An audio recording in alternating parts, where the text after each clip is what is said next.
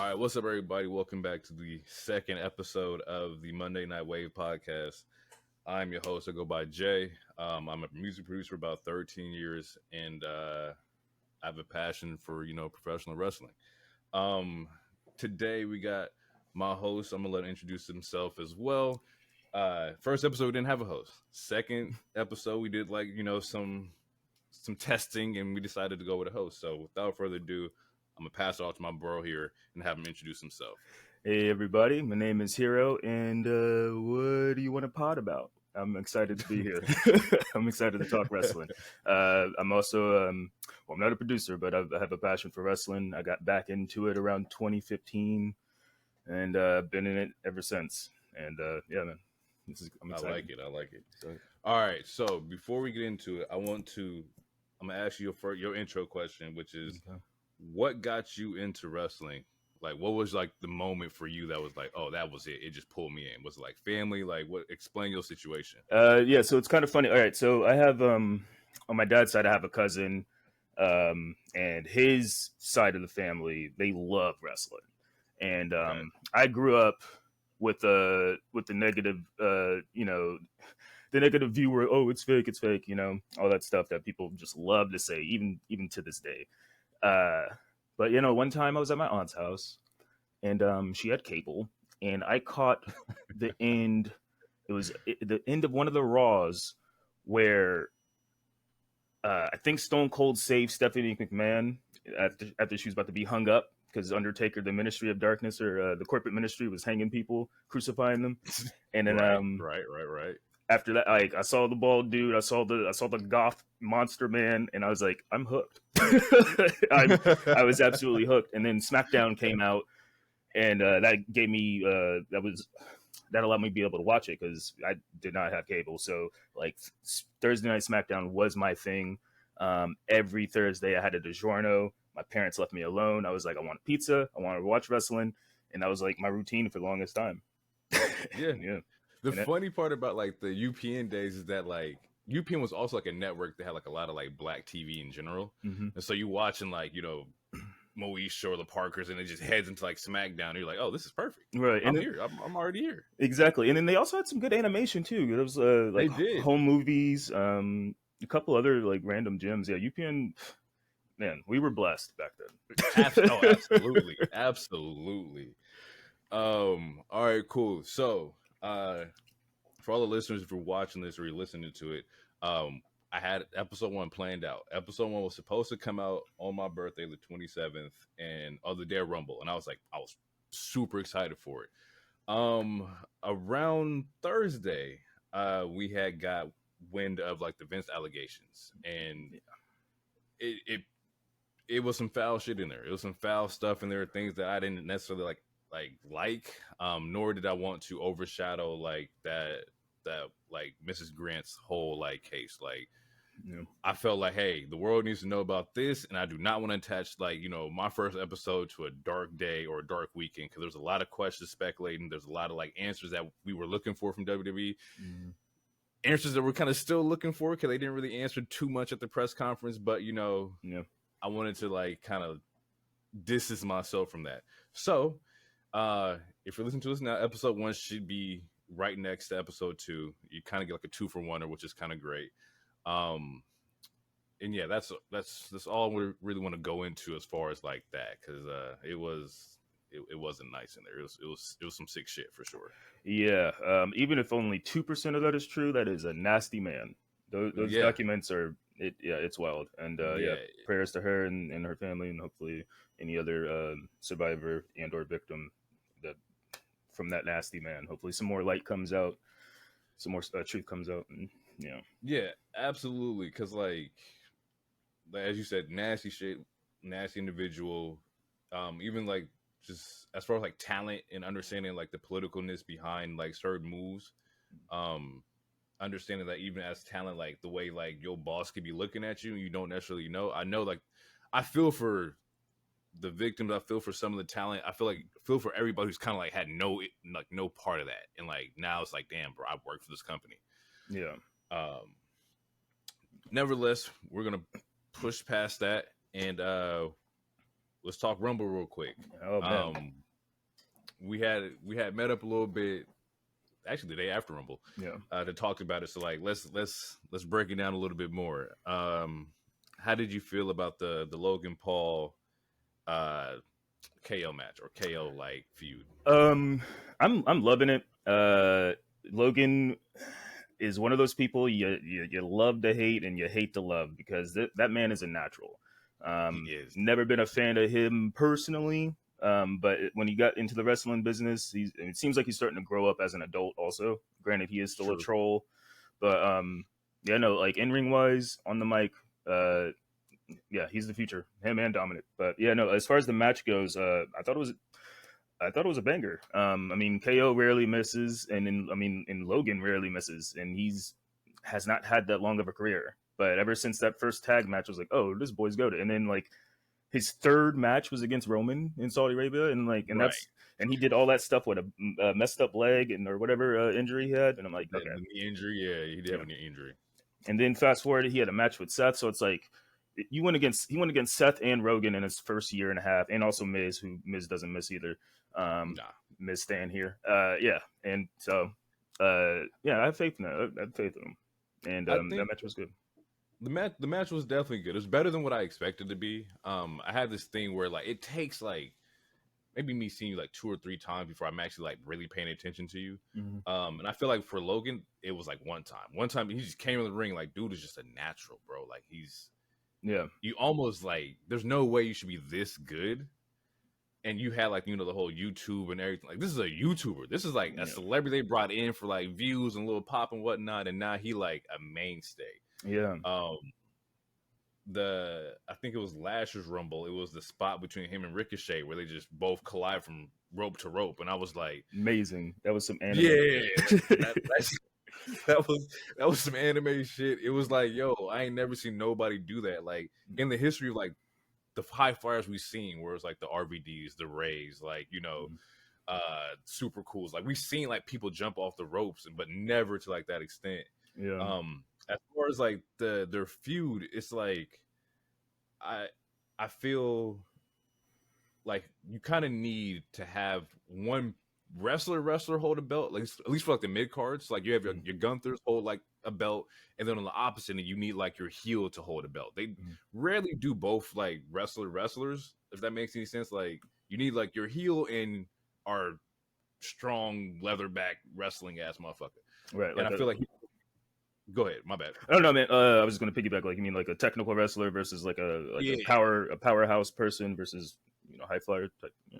Exactly. Like there's just different like the word I'm looking for is like themes, but I don't think it's themes. Like there's different styles of wrestling that they hold for each belt. Right.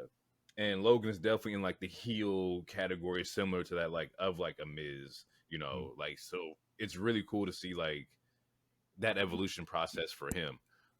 And the fact that like he has heat, like he's hated. Like people don't like him. He's so comfortable in it. Like that's the crazy part is that he's really comfortable being hated. Yeah.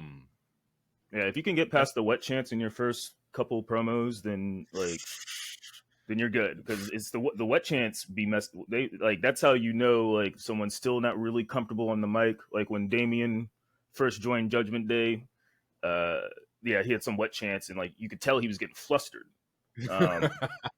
But like, yeah, no, Logan Paul, like you said, Logan Paul was like he embraced it. Yeah, like he grew up a YouTuber / Vine. Like we live in the internet age, so there's always trolls. So I feel like that's probably where he got a little advantage from. Where it's like, yeah, I get booed all the time, whatever. But yeah, he really embodied and embraces it. The finish of the match was the brass knuckle spot where like Logan's gonna hit KO with the brass knuckles. KO gets it, pops him right. And the part that catches me is that this is like the most like socially aware referee I've ever seen in WWE history. Yeah, I do not like the finish. It was funny, and I like the beat down after it. But you're absolutely right. Like it's and it every promotion like randomly has these random matches where all of a sudden the ref is just super cognitive. It's like, oh, like they break all the rules. I think it was a match like the other year in AEW, like the ref heard the chair shot. and then he Yeah, disqualifies him, and it's like, since when do refs hear the chair shot? here. You know.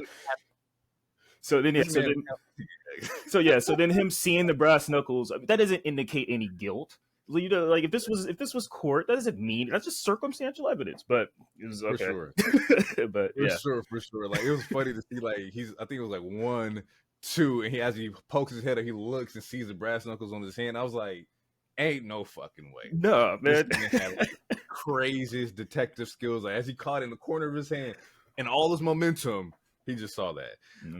It's interesting, but I understand like you got to stretch the story out. I think Right. they want to have Logan carry it into Mania, which I think is a good idea. Yeah. I think with like this upcoming SmackDown, they're gonna talk about who like his challenger is, and as like we get closer to Mania, it's trying to start like really like dialing like your match cards or your cards. For Yeah, sure. we're starting to see seeds planted, and I just saw it was a couple hours ago. It was released that he's going to be on pretty much every SmackDown between now and Elimination Chamber, I think it said, or after Elimination. So yeah, he's going to be he's not going to be a part time, so he should be on every show, which is good. I like it. I Yeah. like it. I like it. We're going to get into SmackDown, so I don't want to go too far Right. ahead. But Yeah. so we'll go off of that, and we got the 4-way between Roman, Randy, LA, AJ. Like, what's the thoughts? What's the initial like feedback from that? Well, okay. So from my perspective, I mean, it was about a 15-minute match. It was a good match for what it was, but I think it's one of Roman's weaker defenses. Okay. Like the tribal combat match and the Cesaro match, and then this match, I would say are probably like his 3 least interesting defenses for me. But it was still, yeah, no, I mean, people, and it looked like Randy got hurt early on, which I feel like might have cut it a little short. Right. But people were getting their shit off. It like when it comes to those kind of matches, it's because I was watching with people, and it's fun to make those kind of bets. I was like, man, we're gonna get at least 5 Superman punches, at least 3 RKOs, 2 phenomenal forearms. Like, so it's fun to call those kind of spots. Yeah, it was a fun match. It was a bang bang match. I feel like it did what it was supposed to do, but I wouldn't give it 5 stars. But yeah, it's a good notch on his belt. It's his first fatal 4-way, and he was against big stars, and I mean he came out clean. Yeah, it was a good match. So for me going into it, I was like, I had this thought like even before like the Fatal 4 was announced. I was like, man, we haven't seen a Fatal 4-way in a really long time. Like those used to be like marquee, like let's throw our best 4 and just like go at it. So when I announced it, I was extremely excited. I was like, oh, this is really cool. But for some reason, the way I watch wrestling is like I analyze everything, like almost to a point where I super overanalyze shit. But they were leading with like AJ turning on LA Knight early, right? Right. And so like I was like, okay, well, going to this Fatal 4-way, like at no moment is AJ gonna let LA Knight pin, and vice versa. Like they've been beefing like hard this entire time, and so that broke it down. It's like a math problem for me. It broke it down to where it's like, okay, well, I know AJ and LA Knight are probably gonna do something after this, right? That would make the most sense for me. And then that just leaves Roman Randy, and I was like, well, there's no point in Randy actually dethroning Roman not this early. So then I kind of like just deductive reasoning, like, okay, Roman's gonna win this, right? But it was a matter of how he was gonna win it.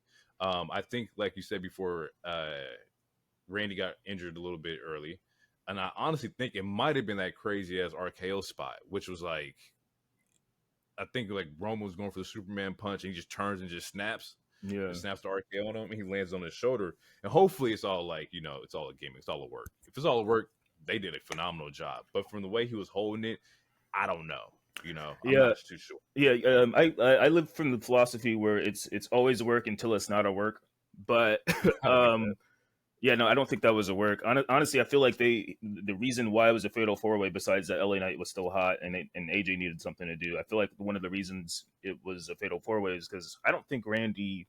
I mean, I don't know anything. This is all speculation. I don't think Randy is like super healthy. Like the only back bump this man has taken is literally just RKOs. Other than that, he hasn't taken any bumps at all. So I'm like, is he like, I don't know if he's really that healthy. And I feel like him getting a little hurt Um, I mean, I don't know if maybe something got exacerbated or something, but yeah, I feel like and we'll talk about this with a theory I have, but I feel like they put him in that fatal four because he's probably not super cleared, or well, not that he wasn't cleared, but yeah, I, I, yeah, it would be interesting to see like when like the Elimination Chamber match card comes out, or like just how like they build up into Elimination Chamber. mm-hmm. Um, and even with that, like Randy doesn't even have to be a part of that to be like in like their plans. But we're gonna see. 'Cause I think was he on SmackDown? I don't think he was on this past SmackDown. No, no, Okay, shoot, cool. was AJ? I don't. Randy was not for sure, and nothing's came out like no Yeah, medical anything or has come out that I've noticed or seen. But. yeah. Like we have like no news on anything. So this once again, people, you listen. This is all speculation. This is us just shooting the shit on it. Yeah. From there, we got the women's Rumble match. Bailey ends up winning that. Eliminates Liv as the last like two women in the ring. Overall thoughts about the women's Rumble was that like it was good. Like that was my favorite match of the night, and it was a very short match card. I think it was only 4 matches on the match card, Yeah, which I went in.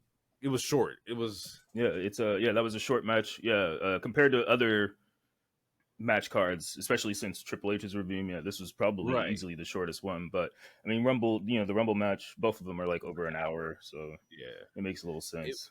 But. To slight like tangent on that is that like it's just interesting to go to like these premium live events and like 75% of the titles are not on the line, like Yeah.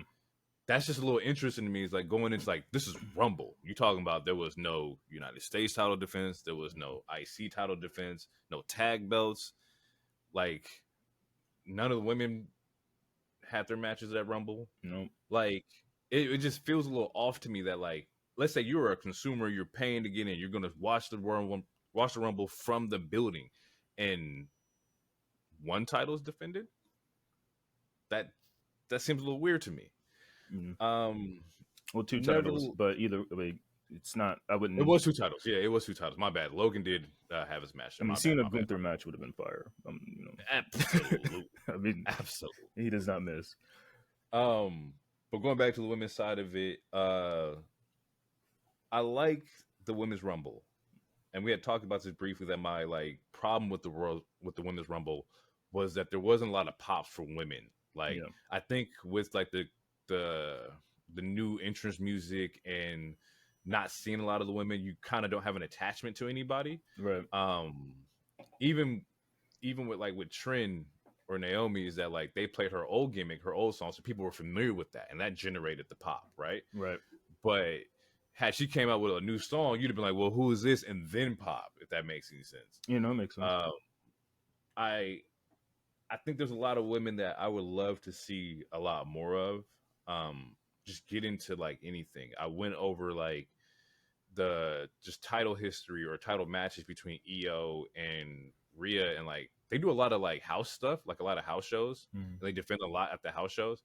But as far as like on TV, we don't get to see a lot of that. And you also don't get a lot of like building of certain women, like where let's just for example, it's like let's throw Shotzi. It's like where's those matches that make Shotzi look strong? She ain't got to go for the title immediately, but maybe it could be a beef with somebody over here that's building up her character, building up her like her momentum. That way, it doesn't get squashed immediately if she does challenge Rhea and she loses, or she challenges the EO and she loses. Like we got to build like the momentum for some of these like women. That way, like when they have those title moments, they can still carry that and not be like on the backside. Yeah. No. Yeah. Totally. I think to go back to what you were saying a little bit earlier, and we'll comment on what you just said a second ago. But I feel like a part of it with the women's Rumble, because like you said, we did talk about it. I feel like a part of it is some of these women, like a lot of like some of these songs are extremely bland, and it's hard. Yeah. It's hard to tell who's coming out. like for example, Piper Niven had that new song. Her song sounded exactly like Valhalla's because you have those Viking drums or whatever. I You know, noticed that. I peeped that. and I then peeped like it's like even though I pay attention to NXT, it's like I couldn't recognize Roxanne's music. I like Roxanne. Roxanne Perez is amazing, but it's like some of these songs don't hit. And also in this particular Rumble, besides like the Jordan Grace, besides the Naomi, there wasn't like a Michelle Cool or a Mickey James. There wasn't like any or a Lita. So there wasn't any. They didn't use any of their legends or anything to get a legend right. type pop. They were strictly, which I do kind of give them a thumbs up for. They were strictly trying to use all the talent that they had, except for the Right. TNA guest. But yeah, again, we got to do something with the music. Um, yeah, CFO or whatever it is, they miss more than they hit. Uh, um, yeah, and a lot of these songs are just bland. I, with that is that like if your music's bland, and then no disrespect to anybody, I say this with the most respect possible, but if like we're also not connecting with like certain gimmicks of anybody, or if you don't even have a gimmick, it makes it really hard to connect. Right, and that's where Like you gotta have something. yeah, and that's why more people do need time, and it like right now we're in a weird time because it's WrestleMania season, so it's like all the stories and seeds that they've been planting, like that's what they're going to focus on. Right. But like like for was it in January? I don't know. Like Michin had a match against EO, and Michin like Yep. showed like she's gotten better. Like there's shoot the Becky and Xia Li match. Like they are trying to give some women a chance. It's not as consistent, but like now we're in the WrestleMania season. Like the grill is on, so it's like whatever stuff that they've already been setting. Like these are the stories about to get pushed, and unless more injuries happen. But And yeah, it's also kind of like that's interesting because like the Michi match was great. I did like that match. But I also don't like how like she also currently gets booked to just like not necessarily job, but she's losing, yeah, right? So it's hard to like, damn, like, Michin's dope. I like the character, I like the OC, I like what they're doing, but why is she losing? And I think like you once you pair them against people who are A, about to debut, or B, already a solidified superstar, it's like, okay, nobody's gonna believe you if Michin beats, Becky. And I feel like in wrestling that shouldn't even matter anyway because it's all predetermined. right. Um, so if that's the case, well, let me see a Michin versus a Xia Li. But the issue with that is that how do we engage like audience retention? Like, Mm-hmm. do you want to see that? I would love to see it just because I love wrestling. But at the same time, you throw it on TV, it's like nobody's invested because nobody knows or cares for these two gimmicks and whatnot. Right. But I want to see like if Michin can't beat your top. This is all example. Mm-hmm. Much love for Michin. But if she can't beat your top superstars, then give her a mid carder, give her a low carder, give her somebody who's just trying to work. Like, let me see that she can be strong. Like, that's all I want to see. Yeah, yeah, yeah. They need to invest more in stories for people that aren't wrapped around titles. Right. And I don't like if they actually develop the women's tag, for example, like that would help actually having legitimate tag teams and actually having stories around that. I mean, for years people have been clamoring for like a women's mid card. That would be cool, but if it's the same thing as the tag, then it's not gonna matter. Yeah, it's not gonna work. Then it's just be a prop. So yeah, they just need to we need to have it story like, and that's it kind of reminds me of a problem with Charlotte. Like it's hard to have Charlotte have regular stories because every single story she's in, for whatever reason, involves a title, and that's what makes people not be interested in her half the time. In the other half, we love her because she's amazing. But it's like we need some of these people need storylines that's not just like has anything to do with the title. Like regular people need to be doing regular people shit. Right. Um, The issue that comes with Charlotte is that if Charlotte's in a promo or any kind of like segment without a title, it's kind of like out of place. It's like, what the fuck is Charlotte doing here? Like, yeah, this should be like a title shot with Charlotte's name attached to it. But the thing is that like we're so accustomed to seeing Charlotte with gold that it probably wouldn't feel right to see her without it, yeah. Like unless it was against, let's say you do Charlotte Tiffany Stratton, right? And you're just like, this is a young up and comer. This is the OG who's been holding it down. They just beat the hell out of each other. Mm-hmm. I would love that. But you need certain individuals, certain talent to do that. And I don't think WWE also wants to throw, Tiffany to the wolves, which is Charlotte, and then like, she loses her stock. We gotta Right. balance this out like correctly. Yeah.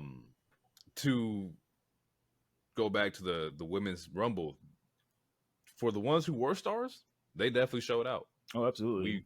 We clearly knew who was the ones in the rumble. So like, your Becky, your Tiffany Stratton's, Jay Cargill Bianca, looked amazing. Jay Cargill is looking solid. Naya did great. Nia did great too. Yeah, since she's been back, I want to give her props because I mean, I'm not a Naya hater, but I am a very constructive criticism. Okay. But no, she's been Okay. solid since she's come back. She's been solid, so I gotta give props to her on that one. Yeah, like Nia's like, it was the first time we watching Nia, like, oh, this looks strong. Like she looks strong. Like it looks like uh the word I'm looking for is like cohesive. Like it all, like the eliminations make sense, the camera shots make sense. Like she looked really, really good. Mm-hmm.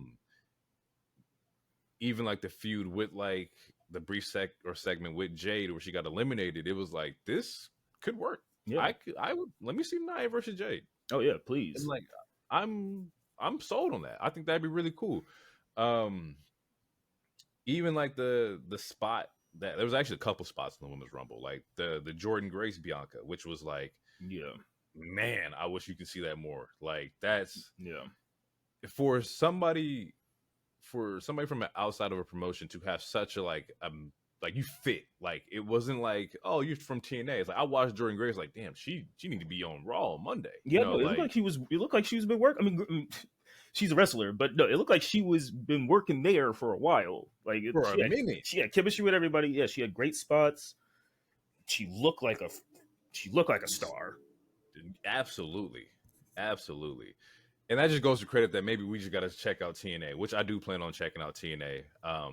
If They just don't have a one good. thing's for sure, They just don't have a I, consistent channel. Like I don't know where to watch it. and, You know, like, I'm not gonna lie, because I did the same thing. I was like, man, where the fuck do I watch TNA at? But they have something called TNA Plus, which is like $10 a month, and like you can watch like the entire like catalog of TNA. Which that's where I'm gonna go check it out. Weird. But yeah, it was on Access. I was like, what the fuck is Access TV? We ain't got that over here. Where do I find this shit at? Exactly. But yeah, the Bianca Jordan spot, the Bianca Jade spot looks great. Like there's just like so many like good moments in the women's rumble that like you can definitely spin off a couple like storylines for. Yeah, yeah, and it was a great. I mean, the last three women's rumble. I mean, to me, they've all been pretty good, but this one was fire. Yeah, it was fire. Good storytelling. Yeah, it was good. I enjoyed it, and the right person won, as far as I'm concerned. Oh yeah, for sure. Bailey getting it was like I was okay with it. And even the first episode, when people go back and listen, I think Bailey was my choice. Like Bailey was a great choice because she's been holding it down. Mm-hmm. Like she's been holding that. You need a segment, Bailey will hold it. You need a rivalry. You need like a villain. You need a TV show, a Ding Dong Hello. Great show. She's holding it down. Yeah, and she was one of the she was one of the MVPs in the pandemic era as well. Yeah, absolutely. Like she deserves it for sure.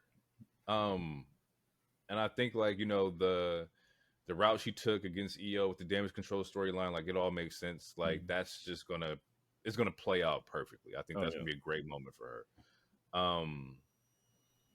With that, we're gonna transition into the men's one, which it was definitely another interesting one, right? Yeah, because no legacy, no legends, no surprise pops. I mean, we had had Andrade come back, which I love Andrade. I think Andrade is great. I wish,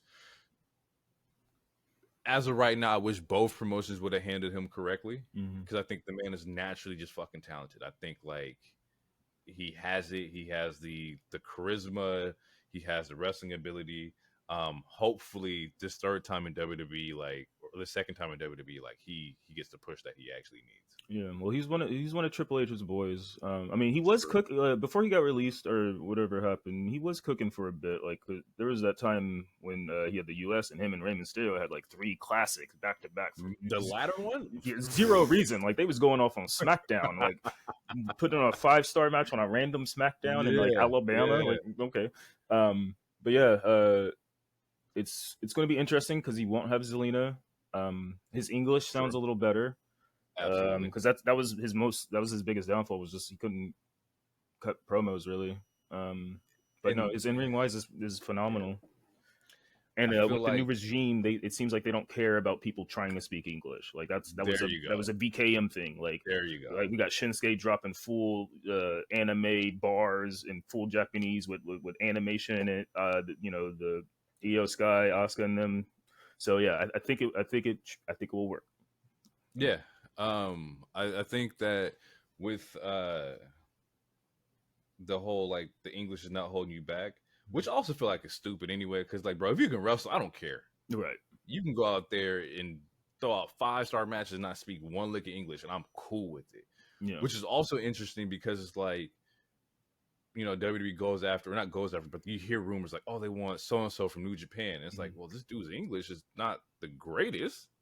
How do you like plan on connecting with the audience? And I understand that in WWE, it's a lot different than like a TNA or AEW, where like their production's not solely based on promos, Right. to where you can throw out, somebody from New Japan, they just wrestle and don't say anything, and we're just cool with it. But WWE is so much like production in it that you kind of like thrive off of promos.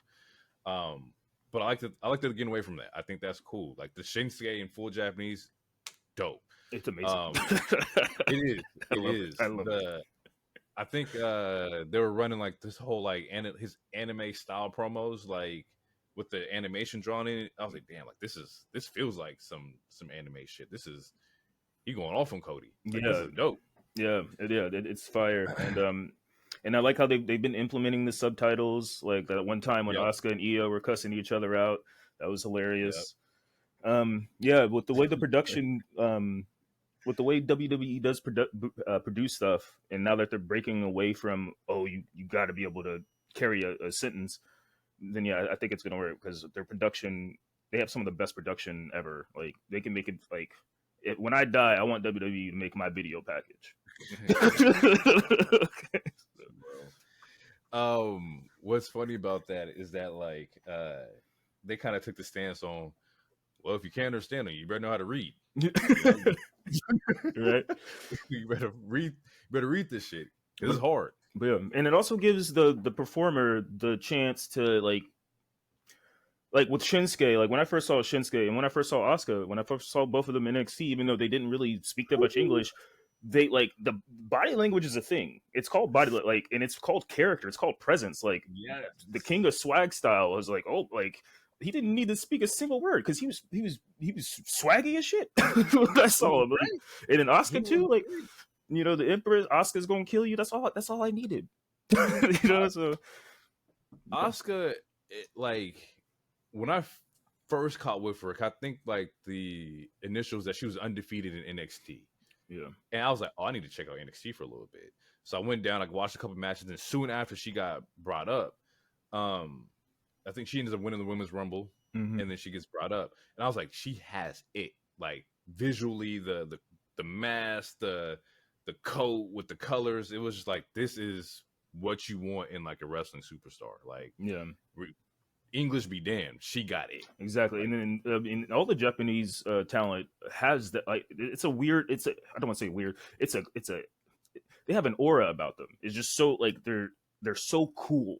Like even like Kari, like Io doesn't have a character per se, but she's cool as hell. Like her character is she's cool as shit.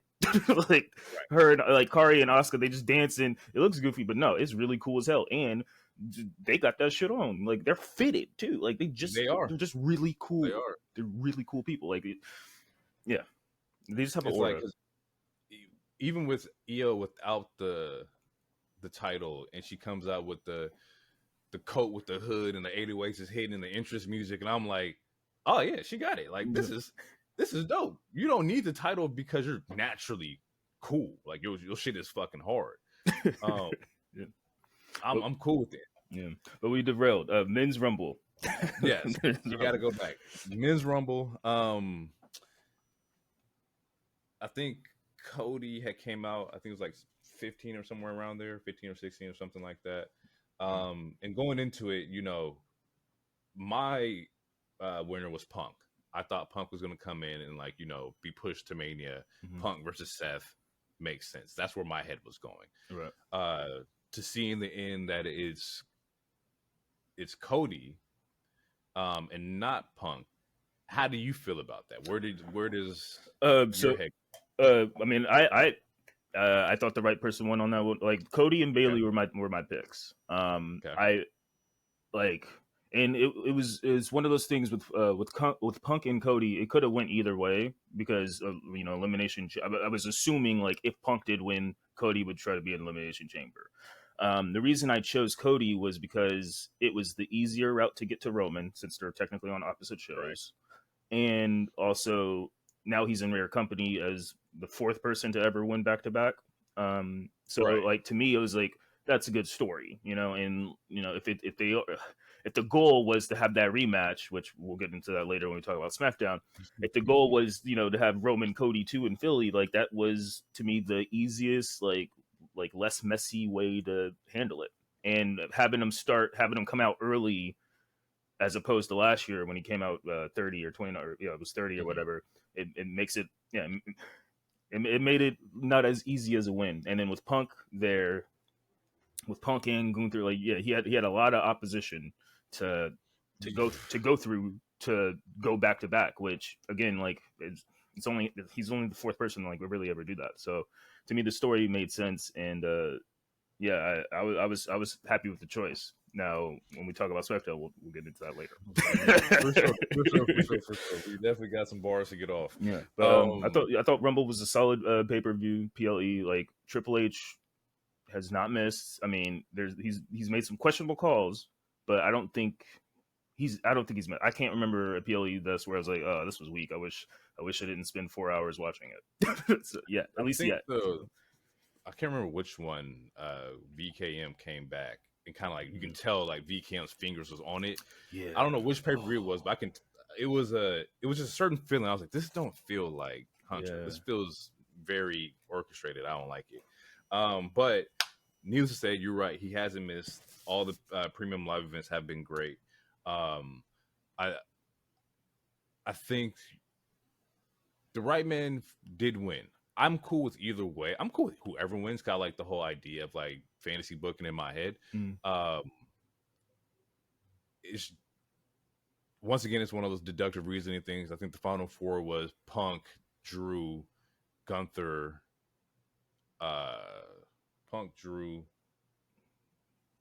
Gunther, Cody. My bad. And Gunther got icy. We don't.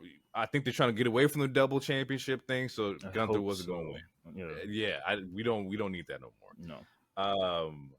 Drew being the fiend that he is, I want Drew to get his spot and get his moment back because being a champion or having your rise during the pandemic where people were just trying to live, I think a lot of people missed out on like how special Drew is. So I definitely feel for Drew in that sense that like you're just trying to recapture that essence and show people that I was right here because when the pandemic happened and he won Rumble in January, nobody cared, and rightfully so because the world was in a fucking shit show. But like it's kind of hard to recapture that spirit. Yeah. So hopefully at some point Drew gets what he's looking for because Drew's a phenomenal talent. Yeah, Drew's amazing, and I mean I was still watching heavily. Actually, I got to be on one of the screens for one of the Raws, or no, I think it was a SmackDown during the Thunderdome era. But yeah, no, I feel it. At first, he was coming off really whiny, but now that he's fully transitioned into this heel role and he's hating, I'm loving it. But the first couple of weeks when he was like with Sammy, and maybe you're wrong about Jey Uso, all that stuff. He's coming off whiny as hell, but now now he's like on his player hater shit, and I'm here for it. I'm cool with it. Jumping into the player hater shit, we'll transition a little bit because Rumble Punk gets injured. He tears his tricep. So Raw. So Rumble ends, and then Raw starts off with Pat McAfee joining the show. How do you feel Yeah, about that? Pat is great. I was a huge Pat fan, just from his podcast. Like Mm-hmm. I like listening to like football podcasts and shit like that. And Mm-hmm. Pat had a really good podcast. And at that time, he was like 1 foot in, 1 foot out of the wrestling world, and I was cool with that. But I think because Pat's officially going to be on Raws now, right? It was him and Cole. Yeah, him and Cole, which is a great Yeah, team. So. which I think you need that. Raw. We all know that the way the business working is that SmackDown is your primary show. That's your moneymaker, right? So Raw needs to have something that keeps people engaged in it as well. And I think Pat does phenomenal on commentary. He's funny as hell. He says the most outlandish shit. And you kind of need somebody from outside of the wrestling world to talk about, like, where is Sarah Logan's shoes? Like, just little, like, intricate parts about the matches that us as fans are going to ask or want to know. And Michael Cole necessarily won't say. Right. And he bring the thing I like about Pat, because I at first I was annoyed when he showed up at Rumble, because last year when he showed up after he took a hiatus from doing college football, like when he showed up last year at Rumble, it seemed like he wasn't paying attention to the product. Like he was just kind of talking, and it didn't seem like he remembered niggas' names or nothing. This year when he came back, like I was like, it seemed like he had that passion in him again. And then to piggyback off what you said, like, I mean, Raw's a 3-hour show. And I mean, Michael Cole's one of the greatest, and Pat has that, like, he has such a enthusiasm when he commentates, which is what makes him exciting. So like when he's locked in, I love Pat McAfee. When he's like halfway in, halfway out, that's the part that annoys me, because then it's just, I don't know, it's weird. But like when he's locked in, Pat's amazing, and him and Cole are a great duo. And he brought life back into Cole. Like, so, absolutely. Yeah, I'm here for absolutely. Anybody to get Michael Cole to like break like consecutively is like, that's a good partner for you to have, for sure. Exactly. With that, we get into Punk, and Punk comes out and he's talking about, like, his injury. And first off, Punk is a wizard on the mic. Like, the promos, like, this dude, like, he throws out is solid. Like, growing up, I wasn't like too big of like a Punk fan. Like, I didn't watch a lot of it because Punk was also, I believe, on Raw for a good majority of like what I seen growing up. So I didn't get to hear him. I seen like straight edge society Punk and like, the heel side of it, and I seen Pipe Bomb, but I wasn't really like paying attention to promos like that growing up. So this second reiteration of like Punk coming back into the wrestling world, I've been really paying attention to just how he talks, how his presence on the mic, how he conducts like his slight remarks about somebody if he's beefing with somebody. But this promo in particular, I was like, yo, like he's spitting, because he's talking about like, his fan that's going through like or not fan, but his friend that's going through like the chemotherapy, and how like, no, that's a fighter. Like, that's somebody who's really going through it. This, I'll get over this. But like, those are the people that really go through shit in life. And I was like, I'm sitting like, damn, this dude about to make me like tear over here. He's really spitting like, yo, like, it was very passionate promo, and the part that got me was in the it might have been right before that. It was in the very beginning, because he was like, I wanted the main event. Maybe this just will never happen for me.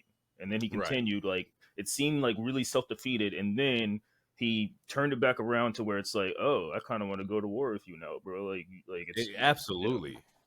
Like, he gives you like the football coach promo. It's like, all right, coach, like, yeah, we're gonna go do this. Oh yeah, please heal up. I want to see what you bring back. And then Drew comes out, the player hater of the year, to open up with like, I'm not really a religious man, but I prayed for this. It's nuts, bro. I slept like a baby. I was like, oh man. Hey, Drew. I was like, hey, yo, Drew. He was ready to let that shit fly. He had like 1,000 Twitter drafts. He was ready to go. And that's the funny thing too, like what he's tweeting right now is like, whoever's with him, or if this is coming off the top of his dome, Drew's on a whole nother level. Oh yeah, like the working out, the triceps, playing the Meek Mill. I used to pray for times like this. Like, that's come on, bro. It's good. It's good. It's good shit. That is top notch heel work, man. Oh, Yeah, in my notes I have CM cutting super face promo. It was it was because yeah, after Drew says all that shit, CM Punk like and this goes back to his mastery because it's like you can see in his face is telling the story too because like exactly. when Drew's saying all that shit he's like, man, I prayed for this, I wish for this, I hope for it, like you can see in Punk's face he badly wants to fight him but he knows he can't right For now. sure. For sure. He like and it's like the way the conviction like man, wrestling when it's good, it's effing amazing. It's Absolutely. so amazing. Absolutely. Um, yeah, and then yeah, he cuts a face. He's like, like, and I love this is and ever since it was like a year and a half ago, the WWE got a continuity writer to actually pay attention to things, and they Mhm. need a raise. Uh, and I'm excited for when Punk comes back. Like he made it exciting because he's like, when I come back, you're the first motherfucker I'm coming on. And I, Oh, and I'm coming for you. For sure. and that's what I want. I want that's good character stuff. That's good stuff. Absolutely. It's you're looking forward to it. That like Punk versus Drew is gonna be some shit. Mm. And I expect in the meantime Drew to just go on this tandem of just heel work. Yeah, Like I want to see true Drew heel work. I know he has a contract coming up, but I don't know if like I haven't seen anything if he re-signed or not, nothing like to my that. But I knowledge, know he still is. before he was it's up in the air right now. Yeah, And I as much as I love seeing wrestlers everywhere, I think Drew definitely fits the WWE mold. Um yeah, but if Drew gets in the bag where he wants to go to AEW and he wants to like be a grappler, he wants to start wrestling, I'm cool with that too.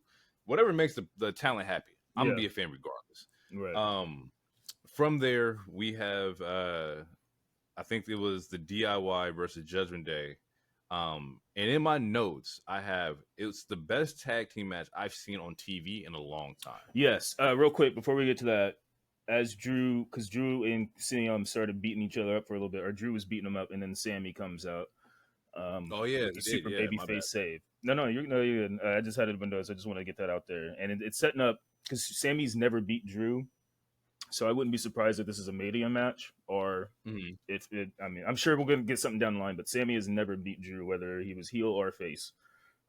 So I think that was getting set up. But all right, to go back to what you're saying, which I had another note. I love when Finn speaks Spanish. Turns me on. I love it. I love it. But yes, that DIY, which okay, I don't know if you noticed because ever since Kevin Dunn left, they've been slowly changing the production stuff, and Mhm. so they've been doing a lot of backstage promos, like walking as talking and walking. Yeah. Notice though, there's some new graphics, like the graphic that came out that happened right before Punk came out or right before Cody came out. They've been changing the Yep. graphics. Some good shit. It's funny because I've noticed that they got like the whole. It gives me the when you watch like NBA games and people coming through the tunnel, Yeah. like it gives me like that vibe where you can see like people's fits and everything, and you can kind of tell that's still very new to a lot of the talent because they don't know what to do. Yeah. They just sitting there like talking, and then like they look away for like 6 minutes while they're walking. But I think as you get more comfortable with it, you're gonna start seeing a lot more character come out. Like Yeah. when they give New Day they chance to do it and they out there just doing their thing and being colorful, like you're gonna start seeing a lot more people having fun with it. But as of right now, it's Okay. definitely a new thing. And I'm looking forward to seeing how who adopts that style and uses it to like enhance their character a little bit more. Exactly. Um, Exactly. even And because Kofi later on does have a great backstage promo. It was short and sweet he too, which we'll talk about that. he does. But Uh, DIY in Judgment Day. I wanted to note. I wanted to say also that slowly, week by week, DIY. Which I mean, I've been an NXT person, so I've always effed with them. But like, as far as like the mainstream crowd goes, like they are slowly getting over week by week, and it's been working out. Like it's yep. working for them boys because 2 months ago, I mean, not that many people really cared unless you were a homer or whatever. But now it's like that match, and I talk about this match a lot. I wrote a bunch of notes. It was absolutely fire. You were 100% correct. Yeah, I was like, because typically like I gotta have some kind of like investment in it. And I was like, let me just let me tune in for a little. Let me try to focus up, and I focus up. I'm watching, and these boys is going, Mm-hmm. and it's really cool to see like once again like some of Triple H's guys get the push that they're looking for. Yeah. Because to be honest, like DIY and Ciampa and Gargano should have been like mid to main Carters a long time ago. Yeah. Like they have a history of taking the roof off of NXT. Yeah. Like, And if so VKM was still in charge, they wouldn't be getting 20-minute tag team matches, you know. which is unfortunate, but it's Yeah, true. exactly. Uh, but yeah, like I like it. I like the. I think you are absolutely correct with the fact that they are getting like pushed, week by week. Mhm. As we see, they're getting closer and closer to those tag titles, which hopefully, They need to split those up. we can. Yeah, that's where I was going. Hopefully, we can get a separation of the titles at some point. Expeditiously, Um, like either like merge them and create some new ones, or just split them up. Because there's yeah, so many tag teams that are just. And this was my problem. Like this was my problem with Roman having two belts, and even though the Uso story was great, like I was like, please, KO, Sammy, get it off them. Like there's so many people in limbo that's not doing shit. yeah, Like New Day, not. I mean, they're doing something now, but we got Pretty Deadly. Like SmackDown has a really good tag team set. Raw Pretty has a good. Deadly's dope. Yeah, I love Pretty Deadly. Raw got good tag teams. You got the Creed brothers, DIY. Yeah, list goes on. But yeah, sorry, continue. We definitely need to like split them up so that way we can like once again it's like when we're talking about the women's division, just develop tag teams. Yeah, Like let's get back into the era of like, uh looking at the tag team divisions like anybody can get it. There's a yeah, time where like, it's Usos, it's New Day, it's Viking Raiders, it's Bludgeon Brothers. Like we have so many like tag teams that are like holding it down. It's time to like, get away from just throwing it on like two stars, if that makes any sense. Like yeah, the KO and Sammy, I don't consider them a tag team. I consider them two stars who have the belts. I don't think they give me like tag team, like that's not their identities. Pretty Deadly, their identity is that they're a tag team. yeah. Usos, you are a tag team. New Day, you guys are a tag team. KO, Sammy, not a tag team, just two superstars with the belt. And I consider that the same thing with like Judgment Day, even though Judgment Day is a faction and they are a team, they do not give me tag team vibes, especially when one of them got Money in the Bank. I feel it. I feel it. But yeah, love the match for DIY. I think there's like isn't there some kind of like tag team tournament going on where they're trying to figure out like Yeah. I think that started on Sunday, or I mean, Friday. Was that Friday? okay, I think. Yeah, I think it was Friday because that's the. I mean, we'll get into it when we get into our SmackDown notes, but I yeah, think it started on Friday, and then this next following Monday we'll see. Wait, is that that's the what day is it? It's Sunday. That's tomorrow. So tomorrow, tomorrow we should see who wins the Raw for that, and then those two teams fight, which is cool. yeah. So. Yeah, hopefully we get more tag team work. I want to see a tag team ladder match pretty soon. I think Man, let me see. I'm gonna see two belts hanging up and somebody fall off like something. man, I want to. That sounds a little like pretentious, but No, as a fan in me, tag team belts are synonymous with like TLC's ladders and tables and shit like that. Yeah, that's how I feel about or that's how I used to feel about the IC. For the longest time, IC had a ladder match every Mania. For like the longest time. It's just like, all right, here's the IC ladder match. Next segment, yeah, we get the promo from your boy, the Monday Night Messiah. Oh, wait. No, before that, Truth gets jumped. You're right. Truth, yeah. At the end of that match, Truth gets jumped. Yeah, Judgment Day cuts a promo. Oh, Truth comes out, and he's like, "Wait, what did he say? You have my." He says, "I have my word. I won't attack you." And that's what Priest said. But yeah, Truth was like, "I did you guys' taxes." Priest is like, "There's no way you know what any of those words mean." No. I invested your crypto. Yeah. Truth is amazing. Yeah. And the thing is, like, the man's like ability to control the audience and not be a main superstar should be studied. Like, anytime he comes out with any person, like, it doesn't matter who he's in the ring with, you're gonna have a good time with Truth there. I don't know where they're going with this though. Where do you think they're going with Truth and Judgment Day? And like Miz came out to save him. Like, is Truth the reason why they lose the belts? Like, what do you think? How would you? Okay, if the Awesome Truth reunites again, and they are the ones to dethrone Judgment Day, I wouldn't be mad. I'm trying to imagine what the internet community would be. I don't. I wouldn't be upset. I just need these belts split. Honestly, Yeah, I need the by belt anybody. split before I feel like that happens. Unless truth is the way to split the, I can see him doing like them winning the belts, and he's like, I just got rid of these. Like Right, Miz is looking for the blue titles. He's like, oh, I gave them back. I can see that right, happening. right, right, I right, can. right. That's a really comical way to do it, but I wouldn't be mad at it. But yeah, I think it's going to probably set up a match. If not at Chamber, then before Chamber. But they already That did would be fun. fight, but I don't think it was for the titles. It's like Truth and them win the belts, and Truth being Truth just gives a belt to a tag team on SmackDown. Like, oh yeah, I just got rid of the other ones. Yeah, Like I could see that would be that. kind of interesting. Mm. I like that. Yeah, after that, there was a quick women's match: Zoe and Shayna versus Piper and That didn't Green. happen. It, Yeah, it was fine. And then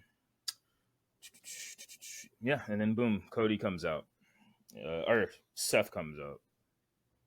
which was again another great promo. Yeah, as a Seth stan, the internet, like these jokes is going. I'm gonna let these jokes fly. But Seth is looking like, man, he's looking like a real pick me, and I can't get jiggy with that. Okay, He's like, okay, just like when we get to SmackDown, Roman's like, I ain't gonna beg you like the other guy. Seth is sitting bro. here putting all these video packages on a day-to-day basis. Pick me, like, bro, what? Bro, I don't like it. It's making my guy seem a little too desperate. But yeah, overall the promo was amazing. Overall, the promo was good. The thing with Seth and like his title, and honestly, I think Punk's injury changes, the trajectory of a lot of shit. I Yeah, think that had Punk not get injured, it would have been Punk Seth, and that's what you would have got. yeah, that was the match for sure. That was the pencil Absolutely. one. But inside the promo, he's talking about, this is the blue collar title. This is the workman's title. This is, this is not the part timers, the full time, champion of WWE. And it made me think. I was like, damn, you're right. Like, Roman not really there. Seth is there every fucking night, right? Day in, day out, hobbling on the knee brace. Yeah. Like, he's still coming into work. Rumble is the only pay per view since he's won the title. It's only PLE that he's not performed or defended anything. He's defended, Right. Yeah, he's been at every single PLE. And I asked myself, like, as I'm watching, like, do I want Cody versus Roman too?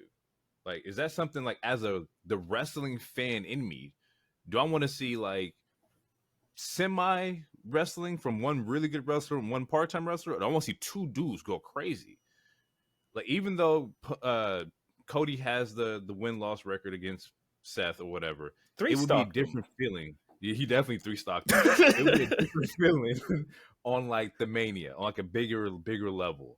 And I think if they did do Seth Cody, that you would have to do something more than just your regular like singles match because we've seen it, right? Yeah, I mean we've seen a Hell in a Cell too. I can't get jiggy with it.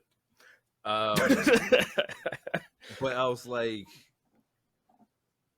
what makes the most sense? And this is at the time before I knew anything that I know now, but it's like, does that make sense? Like, Cody comes out of Rumble, points at Roman, I'm coming for you, Roman. And then the following Monday, Seth is like, nah, take me. Like, choose me over him. Like, you don't want that. You don't want the politics to come with that. You don't want to be on Friday nights and have to deal with like the ins and outs. You want to hold it down over here. Yeah. And I get it from that standpoint because SmackDown is that. When you go to watch SmackDown, you're watching the spectacle of SmackDown. You're going to get jumped by Bloodline. Solo going to thumb you like 4 times a week. That sounds crazy, pause. But like, it's, you don't really get to control who you fight and who you don't fight or how your matches go. You can kind of see how a match in SmackDown is going to go based on how it starts. Like, oh, LA Knight's coming out to fight Solo. Somebody's interfering. Mm-hmm. Somebody's going to do something. And then I thought about, the record that Roman has and that like he's so close to breaking it. Does it make sense for them to drop it at Mania for Cody? Like, you already made it to 1,300 days or 1,200 some days or whatever, right? why not just finish it out? Because you're fucking less than 80 days away. Just finish it out at SummerSlam or a little past that or whatever, and then drop it. Because it doesn't make any sense to be this close to breaking a monumental WWE record that they talk about all the time, and then he just drops it. That doesn't make any sense to me. Yeah, well, yeah, I don't. Yeah, no, I understand that. I feel that. Our friend D talks about that a lot. DT, and I see that on the internet too. It makes like to me, I don't care about Hogan. Honestly, they didn't start talking about the Hogan record thing until a year ago. I mean, they have recently just started saying, at least I noticed it on Friday, that he's the greatest champion of the modern era, and I feel like that's enough because he is the greatest champion of the modern era. Do we need to wait another 80 days of this man not showing up when we have literally President Cody Rhodes here kissing babies and whatnot? Like, we gotta, It's true. we gotta. But like I said before, it's like you already at 1,200 days. What's 80 more days? We done. Yeah, that's a fact. It's like there's been high school freshmen that done graduated and still saw Roman. Like that's like we done already. You already here, you know. Yeah, just wrap it up. He can drop it at SummerSlam or Survivor Series or whatever the case may be, and like get it done that way.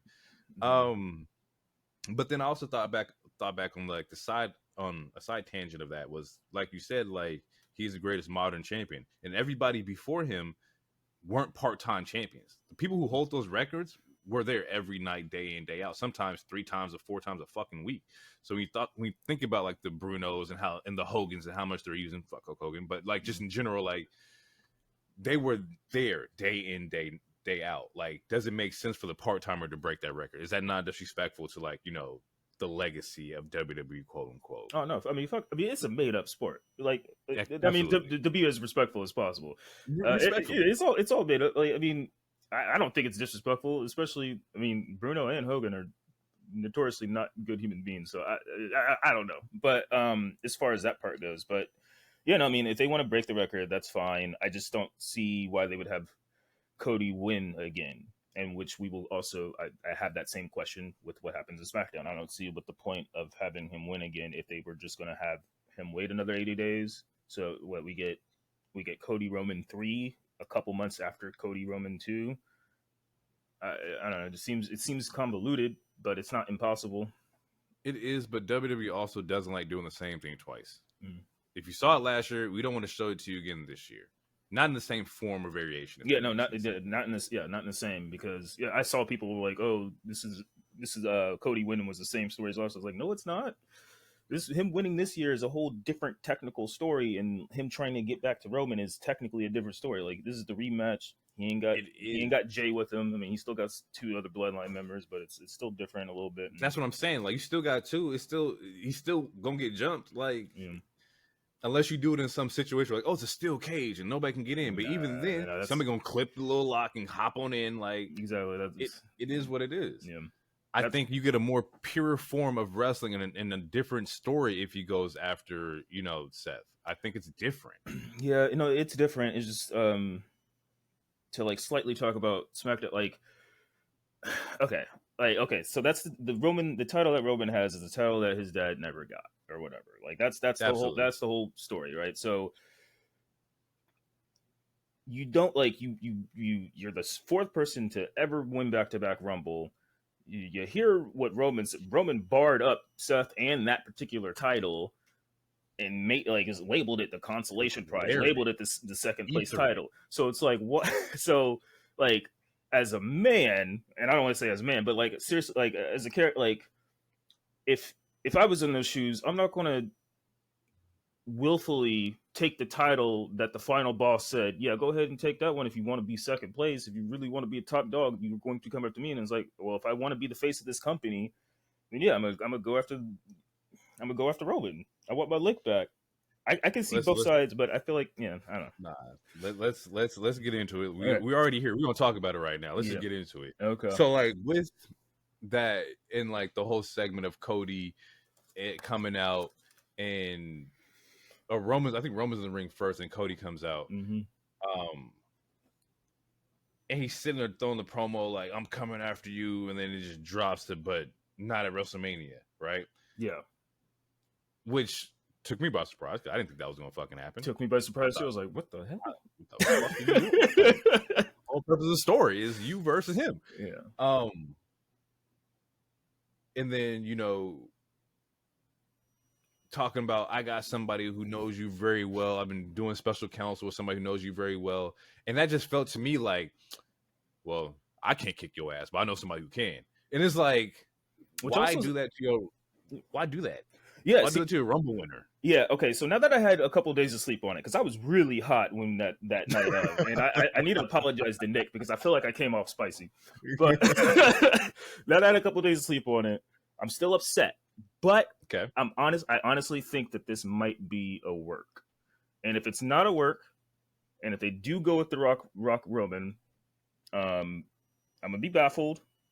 But yeah, like see that, and that's why like there's so many pieces that just don't make any sense to me because it's like you making your baby face look like a bitch.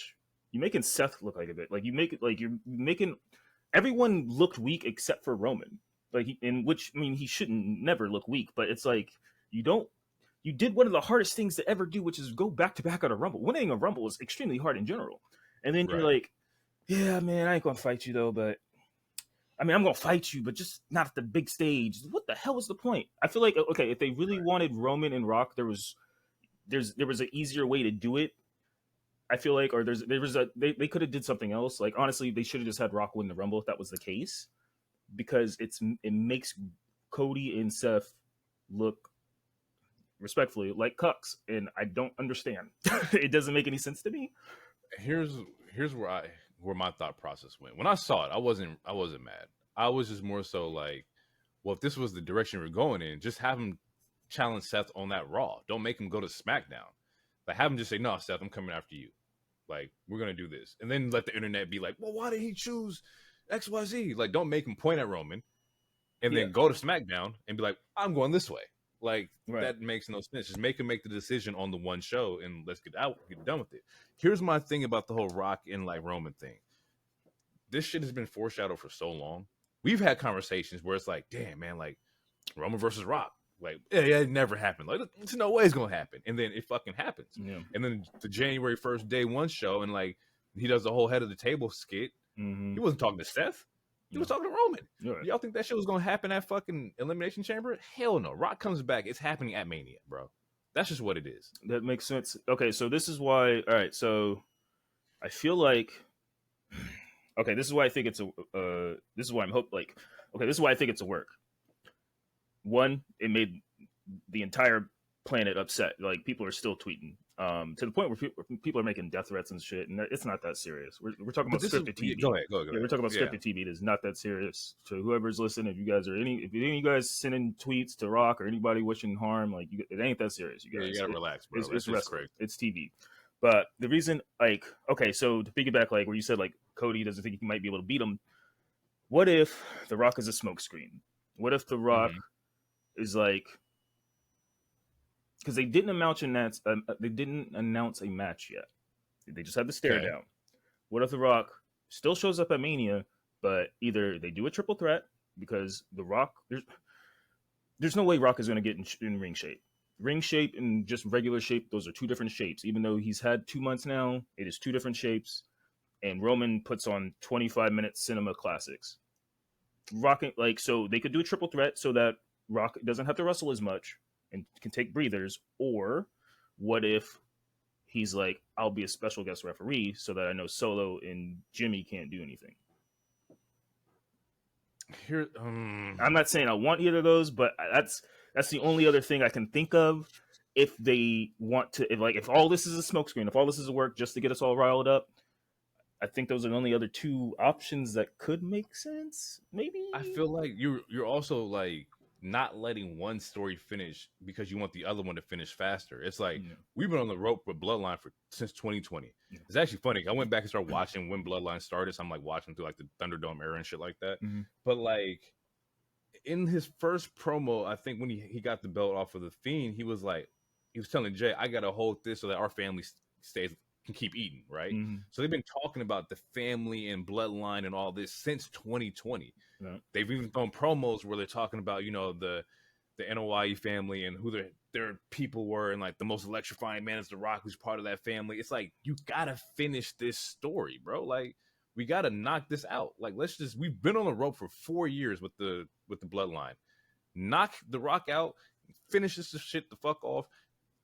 Cody wins it from you at SummerSlam, Survivor Series. I just need to see Roman versus Rock, because this is what the whole bloodline was about. Like, this is what the whole pinnacle of it. You say you're the head of the table, I was the head of the table. Let's fucking finish this and let's go for it.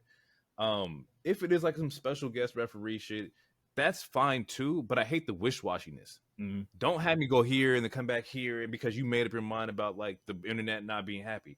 Keep it a buck, bro. It's like, as wrestling fans, we've watched superstars who were deserving to get spots, and it didn't happen just because the business is what the business is. Right. It's like, that's true. I love Shelton. Shelton proved to me that he was main event worthy, had the talent to do it. I watched Booker T have his match against Triple H and lost when Booker T was fucking ice white hot. Yeah. So like, I watched Kofi get pinned by Brock in 11 seconds. Like, so let's keep it a buck. Like, I've seen wrestlers who are talented get squashed over like small matches and not even have shots at the title. If Cody has to wait until SummerSlam, cool, he's gonna get it. He's already looked at as like the next guy. Let's just finish this up, get Rock the fuck up out of here, a little 10-12 minute match, and let's be done with it. Right. That's how I feel about it.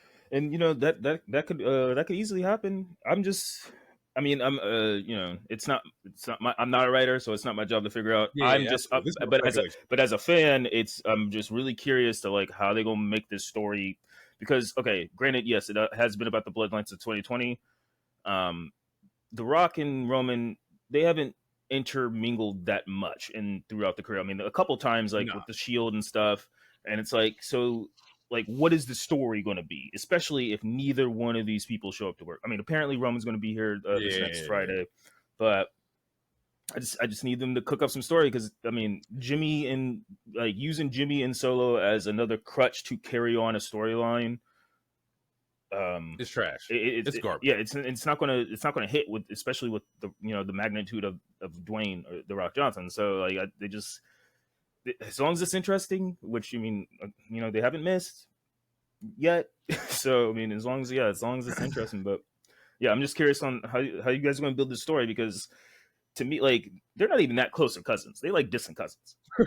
So it's like what is the, like, I mean, the story is like, oh, like, I used to run this family and then I left and now you run it, so I want to fight you. To me, that's not that good of a story, which is why, like, because when Rock did his ESPN thing, he's like, I like a slow build. So that's why I'm fantasy booking, like, maybe this match isn't happening. Maybe he will be at Mania, but maybe the 1v1 won't happen at Mania. And maybe, like, because that could be a Saudi show, technically. Saudi's their other WrestleMania outside of the country. But I mean, I don't know. They have a lot of decisions to make, but it seems like they're going with Rock and Roman.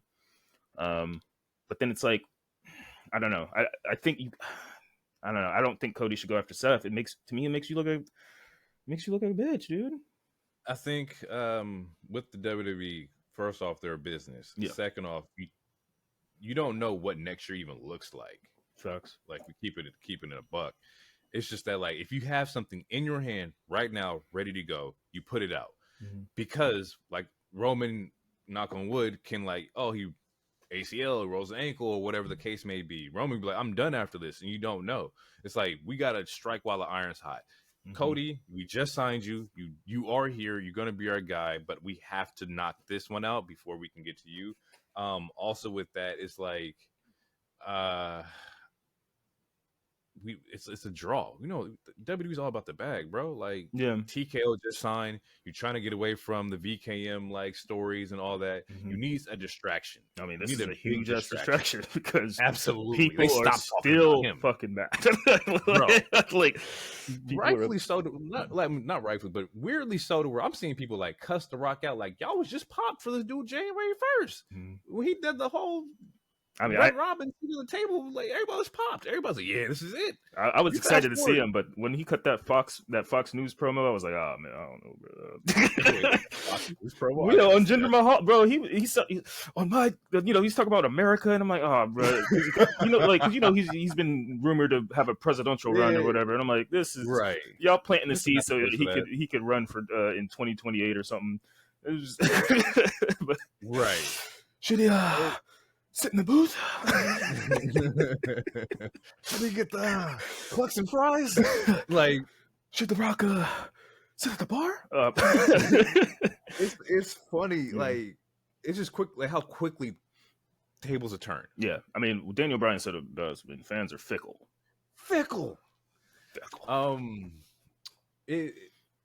We're gonna find out. They have a press conference, I think, in Vegas on Thursday, where they're supposed to push the WrestleMania and shit like that. And my thing is that, like, once again, it's a draw. It's the biggest money possible. Like, you got the money from Cody Roman last year. We are a brand new ownership. We're trying to get as much money as possible. The Rock ain't wrestled in a minute. He's one of the biggest superstars, actors, whatever in the world. Roman Reigns is the biggest draw in WWE. We trying to blow a bag. Regardless, people are gonna tune in to buy. You're gonna watch that. Yeah. Cody's in there or not, you're tuning into Rock versus Roman. Yeah. That's just like the realism of it, or the realistic fact of it.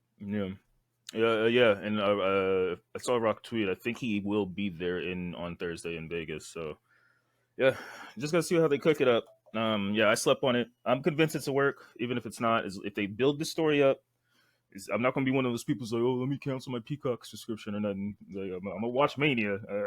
I'll be there. I mean, not physically, but before. Yeah. I mean, I've been upset with WWE a lot, but I've never been one of. You cancel my network. Like, let me get under the people who run the WWE shop Twitter and start talking about it. No, bro, you're making somebody else's job hard. Like, they don't got nothing to do with that shit. No. And it's like, bro, I print shirts, bro.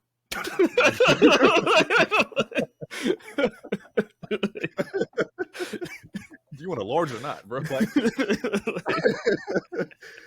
okay, so now we got like the end of SmackDown out the way. Let's talk about SmackDown. Just go through like that show entirely. Logan starts the show off talking so much good shit, and I wrote he's a natural. And KO looked great as always. The you smell, and he's like, "Oh, I bathe in Prime." Like, that was like, y'all are just having fun with this shit. All right, I like it.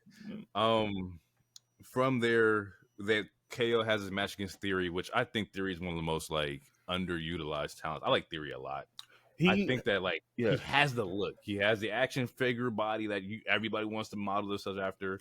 He has mic skills. He is a phenomenal athlete and wrestler. What's missing? Charisma. What is missing? I mean, I don't even want to use the word charisma. It's just he needs a different character. Like, my favorite version of Theory was when he was part of the Way and he was the dumb guy, because he could still put on bangers, but like he actually had a character. He was like the dumb big brother. Like, this Theory is, I don't know what to call it. Like, to me, Grayson Waller damn near saved his career, because Grayson is more entertaining to me. As far as being entertained, but Theory's moves, like, no, yes, you're right. Like, he has the physique, he has a fire moveset. And he's handsome, he's tall. I mean, he got it.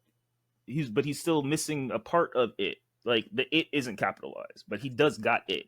It's just there is something missing, and I just think it's character work. Like, he needs, I don't know, just something other than just being a douche. Because Miz is a douche, Grayson Waller is a douche. Like, we got douche characters.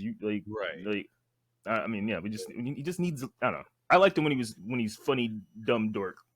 It just seems like because of like the change in regime from VKM to Triple H, you can tell the characters that VKM created and what he wanted them to be, to where now we're looking at them like, yo, like, we need something more from you. Like, we need something different, something that's like engaging and whatnot. And I think a lot of them right now are having that problem transitioning into like a character.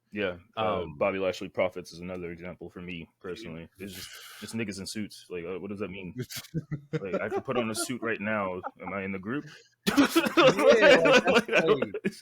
But you know what? No. Contrary, I'll take niggas in suits over niggas with bulletproof vest on the G-Unit era. Like, you know, I'm cool with. You don't want Crime Time? Nah, Prime Time was crazy. As a kid, you're like, oh, Crime Time was great, and it was phenomenal wrestling. As an adult, you're looking back like, this is some racist shit, bro. This nigga's in a do-rag and Tim's beating some do-rag and Tim's. Slinging tickets to Triple H. All right, anyway. It's the elbow drops. Like, what are we talking about? Yeah. But yeah, there's character work. Like Bobby, I don't think Bobby necessarily needs it because Bobby's always gonna be Bobby. He's always the almighty. That's his whole gimmick. Is like the strong black man. Great. Street Profits, I love Street Profits. I think not having tag teams kind of fucked them over. Yeah, like I think once you separate the belts, like you kind of get more Street Profits. I think they're great, even because they need another run too. Because they the other run was in the pandemic era, and Angela, both of them are great. Everyone wants a Montez single run. I do want that at some point, but as a team, they're great. And Angela Dawkins is like they're both good on the mic. They both have charisma. They're both good in the ring. Angela Dawkins, like he stays in the gym as far as like he lost so much weight. Like he's transformed his body. Like he's done a lot. Yeah, and he's always at the dungeon training with Natalie and stuff. Like he's someone because he's trying to beat those, you know, the Jannetty allegations or the Tucker allegations. I'm not going, to sit here and just, he's not about to little bro me. Yeah, you know, have us split up and then all of a sudden I get released because I suck. Nah. I respect that. I respect that a lot. Exactly. Tez does deserve a single run. I just want to like, even if it doesn't work, I still think that you guys can still be a team and be partners while he goes to the single run. Yeah, we see it all the time. Yeah, I'm tired of. I mean, and it looks like it's about to happen with Trick and Mello. But yeah, I'm sick of breakups where it's like I betray you. You know, it's like why can't just split up? Like why can't y'all just put man? I got to do the single run real quick. Like I'm sick of like breakups like that. A good example, and like we'll talk about AEW, but like with the Blackpool Combat Club, y'all a group. Y'all a group that's focused on kicking ass. Y'all don't have to be in tag team matches, but we all know y'all part of the clique. Right. It can be the same for anybody else, bro. Exactly. Like, just use that same philosophy. But to go back to Theory is character work. I love Theory. I think Theory, I think a lot of his momentum was squandered just based off of the moment was too big. He had Money in the Bank, which they kind of fumbled that. A lot of it wasn't his fault. Well, I will say. I mean, it was Roman had 2 titles at the time. The world probably wouldn't win to a civil war if he dethroned Roman. If it was Theory, oh my god, for sure. And then then it's like, he had a failed cash in for the U.S. title. I'm like, Do you think that's going to happen with Priest? I don't think he's going to fail. I just don't know when he's going to cash in. I don't think he's going to fail. I feel like, ever since. I mean, even just a little bit before, but essentially ever since the Bad Bunny match, like you can slowly see.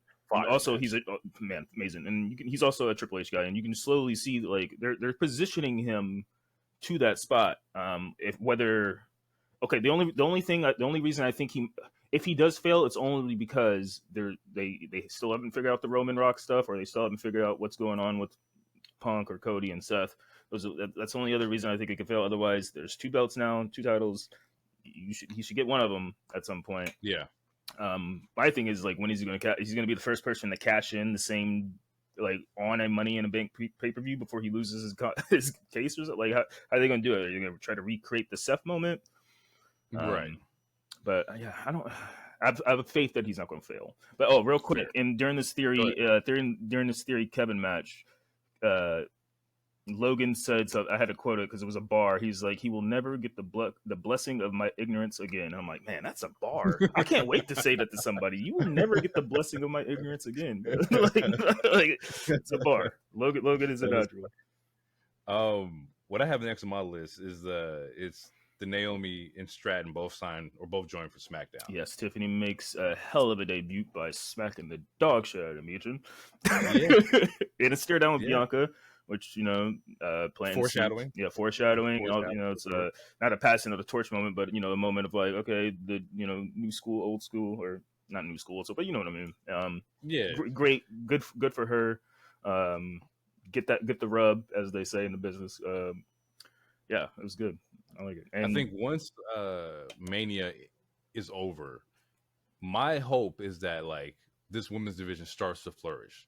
starts to really like pop off because like now you have Tiffany, Naomi, Bianca, like all of them on SmackDown. Bailey's Like a face now, and Bailey, yeah, SmackDown like has an amazing women's division. SmackDown's stacked And for like, sure. yeah, and DT texted me, okay, because you know how when wrestlers date, they usually keep them on the same shows and whatnot. Yeah, So Andrade's on Raw, which means Charlotte's probably gonna get switched to Raw whenever she gets healthy. Which hopefully her and Bianca still have that 1v1 because that was in the cards for this Mania, and that would have right. been a banger. And then but yeah, DT texts me, he's like, because Tiffany's on SmackDown. I don't know if you know, but her and Ludwig have been dating for like a year now or so. So maybe an Imperium breakup or trade might happen soon. So just keep that in the back of your mind. If Cody ever wins it, I would expect Gunther to be first in line. So maybe you might get Imperium on, SmackDown. That also sucks for Gunther too, because Gunther deserves it. That man is legit, probably one of the best wrestlers I've seen. Oh yeah. He's one of those people that no weakness, do not miss, no flaws, no finisher. And I mean that as a compliment because I saw a tweet. It was like, "What is his finish? His finisher is whatever he wants it to be. Whatever." I seen him win a match off of a chop, like literally just a chop to the chest. So, like, hey, that's funny. Gunther is that man. He is. Going back to the women, I think like the foreshadowing with Stratton and Bianca is gonna be great. That's a future, whatever pay-per-view you want to put it on. I think they have something there. I'm going to bunch this one in there as well because it was also announced, or not announced, but kind of showed, is that Jade is also on SmackDown too. Oh, she didn't sign yet. She didn't. Yeah, she still said she's a free agent. Okay. She didn't. Yeah, but I mean, everyone wants her and Bianca to fight first, and I mean, honestly, we should put that on a crock pot for like a year. That should be next Mania. I want to see them because we talked about it in our chat. I want to see that as a tag. Man. Put the belt, man. What, man? That's what I want. Nobody's gonna lose. Nobody's gonna win. Like they cleaning house on everybody. Yeah. Like respectfully. Yeah. So after that Tiffany debut, we get the Fatal 4-Way tag that's going to set up the qualifier, and all I wrote was I wrote qualifier tag, and then I wrote yes boy. So I'm assuming Pretty Deadly won. No. Oh, they didn't. Okay, then I'm just a huge Pretty Deadly fan because I wrote ... yes boy. So that match was a good match. Who won that one? Totally. Oh, here it is. No, Pete and Bate. Yeah, Pete and Bate. I did write it. That one I wrote the notes. Was the writing was on the wall for me in that because like I think before they showed the match, they had the promo where Legato was going to talk about having to stop the LWO. Yeah, and that video package was fire. Fire video package. But once again, y'all already beefing with somebody. It's the same thing I said about LA Knight and AJ. Like y'all already don't like each other. You're not going for no tag teams right now. Y'all got to finish y'all business and then go next. Yeah, they're trying to they're waiting for Ray to come back healthy, so they're just slowly cooking. Right. And with that,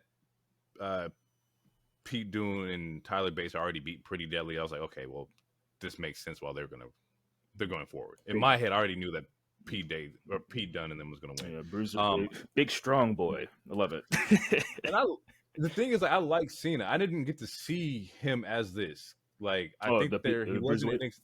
Yeah, I've heard of it. I've seen clips. I know he was in NXT UK. I know he came over to NXT over here for a little bit, but I never got to see it. And so the first time I seen it, he was what was the boy's name? Butch. It wasn't Pete. Yeah, there was Butch. I mean, it's mostly the same character.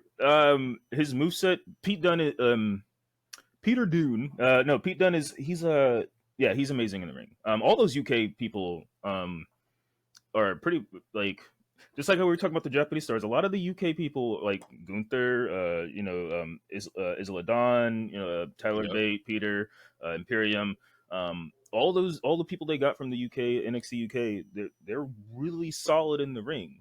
Ilya, I don't know if you've seen any of his matches. Yeah, I haven't seen Ilya. I'm familiar though. Yeah, he's somebody who also just does not miss. Okay.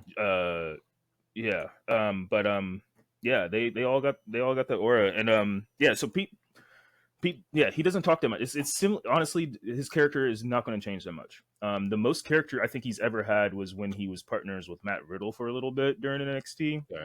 But now he's just a dude who likes to break limbs and beat the hell out of you. So most of the character work is probably going to come from Bate. But yeah, And I like Tyler Bate too. Like I was not familiar with Tyler Bate. I didn't know who this dude was, and I was like, oh, it's Pete. He's coming back, and I watched it for Pete, but I left more impressed with Tyler Bate. I was like, yo, this guy's kind of cool. Like he's someone who should have been called up a long time ago. He was the first NXT UK champion, and then it went to Pete, and then it went to Walter until he became Gunther, and then Ilya had it, and then they discontinued it or whatever. But yeah, like yeah, when you have chance, you should. Assuming they're on Peacock, you should try to catch some like that. Some of the NXT UK matches, like Walter Gunther versus Tyler Bate was amazing. Gunther versus Pete Dunne, amazing. And that's when Gunther was Walter, and he was big boy. He was full, yeah.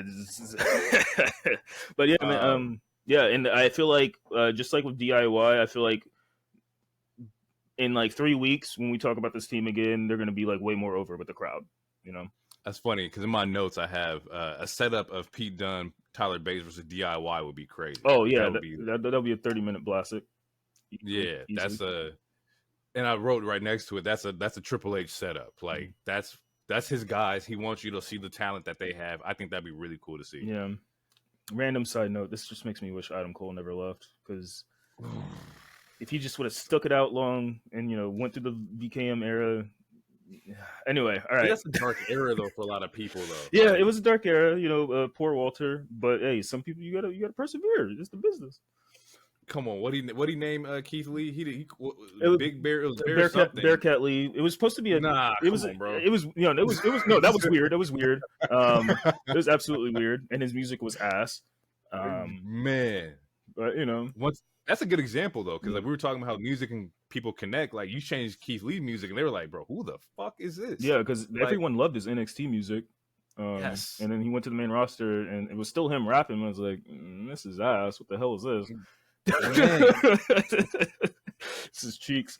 After the Pete win, I have next is the Bailey Batista storyline that they're doing. Yep, pretty much. Yeah, which I mean, people have been being snarky about it, like, oh, Triple H and HBK, they're just running back their old storylines. But hey, if it works, this is what I want them to do in the 2K games. Please run me back some of these storylines. Absolutely. Yes. Yeah. So Io, Asuka, Kari. There was no Dakota. So I guess that sets up that maybe she's not a part of it yet, because she even tweeted a heartbreak sign or something, like, oh, what's going on? So she's still in the limbo of whose side she might be on. But yeah, we have Io, Asuka, Kari. They talking shit behind Bailey's back. She mic drops is like, oh yeah, I know Japanese. Yeah, I've been talking about it. Yeah. That's crazy. I've been seeing it. Like, you don't think it. And this is with the continuity thing that they've been doing, because this happened during the Bloodline thing, where. Because it's so funny to me in wrestling. It's such a wrestling trope. Like, okay, for example, we're in a tag match. You accidentally hit me, and like I'm like, why did you betray me? It's like, dude, watch the damn video. Watch the show. I hate that trope. It was an accident. I'm trying to tell you. Yeah, it's like, well, they won't. Like, I hate that trope so much. But I remember in the Bloodline, like there was I think it was either Paul. Yeah, it was Paul Heyman. He was like, "Did you see the show last week where Jimmy was slightly talking, or Jay was talking to Sammy behind a truck or something like that?" Yeah, I think that. So anyway, to say all that, it's like Bailey was picking up all the like random signs of like, oh, like, slightly getting shaded, not getting a high five, not getting a hug. Like she was paying attention to the show, which makes sense because it's on TV. And yeah, she didn't get set up, and that's good heel work. That's good face work. That's just good character work. It's like, hey, I've been in this game for a while. I've been a heel for the last 4 years. You think you're just gonna set me up with the okie doke like nothing? Like, she had the pipe set up. She had pause. Sure. Where did this pipe come out? Where'd this come from? Yeah, it's like had a lead pipe set up behind the stairs. That was great. think with the Bailey decision, I think once again, part of foreshadowing was that like that Raw where Nia pushes her in the corner and she looked behind her, everybody on outside of the ring, and so she's the only one getting pressed. I guess like once again, I knew this is the area that they were going for, the way they were going to tackle this. My question is like, who faces Rhea? Who sets up Rhea? Becky. I think that's You think so? I think that's the writing on the wall, and that's the big.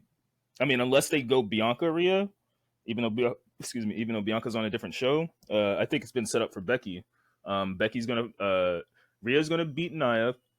I think Rhea and Nia is gonna be Elimination Chamber. Becky's probably gonna That makes sense. Becky's probably gonna win the Chamber to qualify for Rhea, and then we get Rhea and Mommy versus the Man at Mania. That's money as well. That's money right there. And they haven't done that before, have they? They have not. Has that? They have not fought, and if they have, Okay. it's only been like a tag. But I cannot recall them ever having a 1v1, especially in these particular character arcs or characters. Who do you book to win?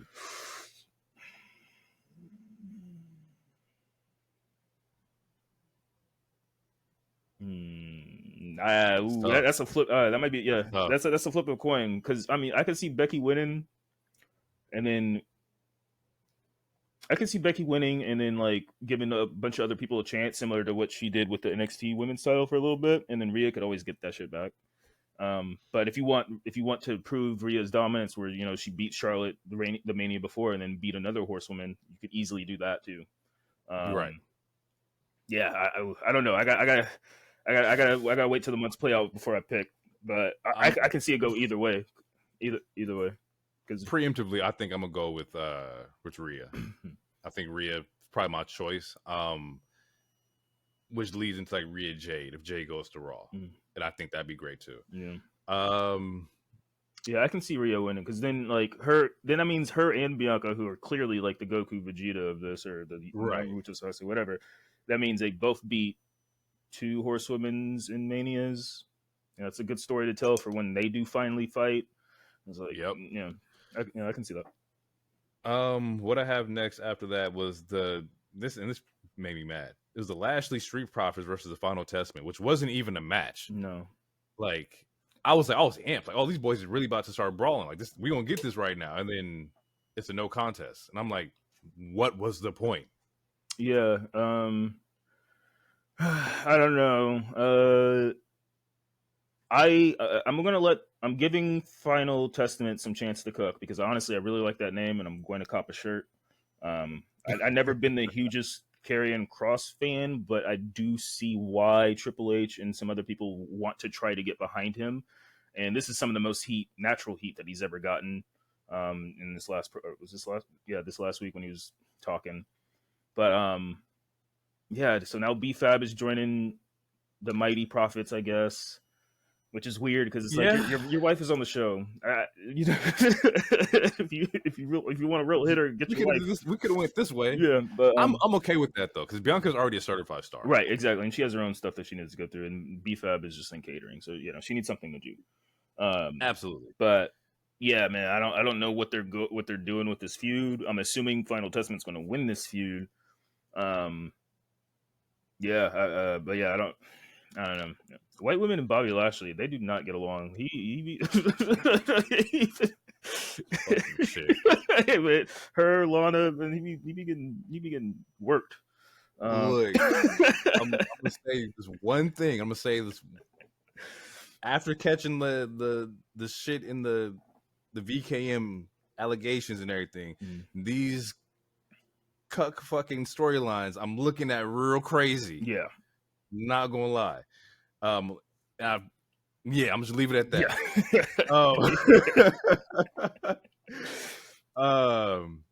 I feel like the storyline's gonna be great. I want them to push it. I love what's their names? I just know about it's Occam and Razor. What's their tag team name though? AOP. AOP. I have one nitpick with that, and it's like, okay, with Final Testament. Okay, why are they still wearing tactical gear? Are they supposed to be like militia, or are they contract killer? Like, I don't understand. I don't understand the team I'm looking at. And it reminds me of early Judgment Day, like the first, like right like right when as they kicked out Edge and like as they were like right Yeah. before they got Damien or not Damien, right before they got Dominic, like it was like, okay, are you guys spooky niggas? Are you guys a gang? Like what is the story? Like what are you guys now? Now they're just like a gang of cool people.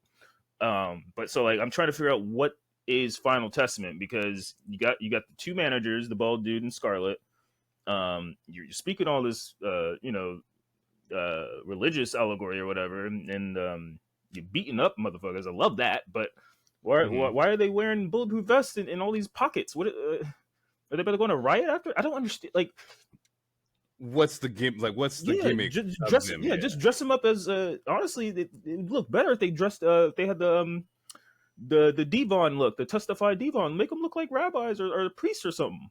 I don't understand. I don't know. I don't know what's going on, but I'm here for it. I'm gonna let it cook. Yeah, that's the thing. I'm gonna let it simmer. I'm gonna Yeah. let this one like.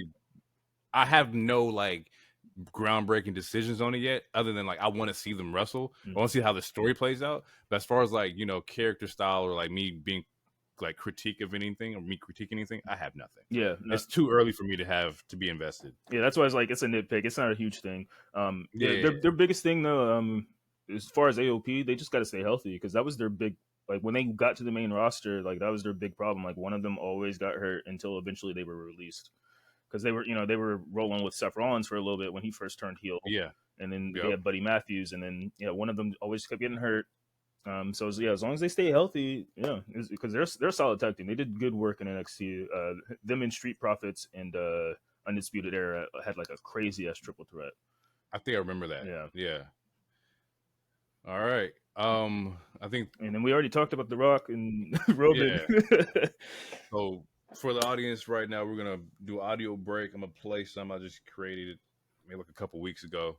Um, yeah, man. So just sit back real quick, enjoy the tunes, then when we come back, we'll talk about like our match of the week or our match of the week, and then I'll go into like the AEW recap. Weird. All right, catch you on a little bit.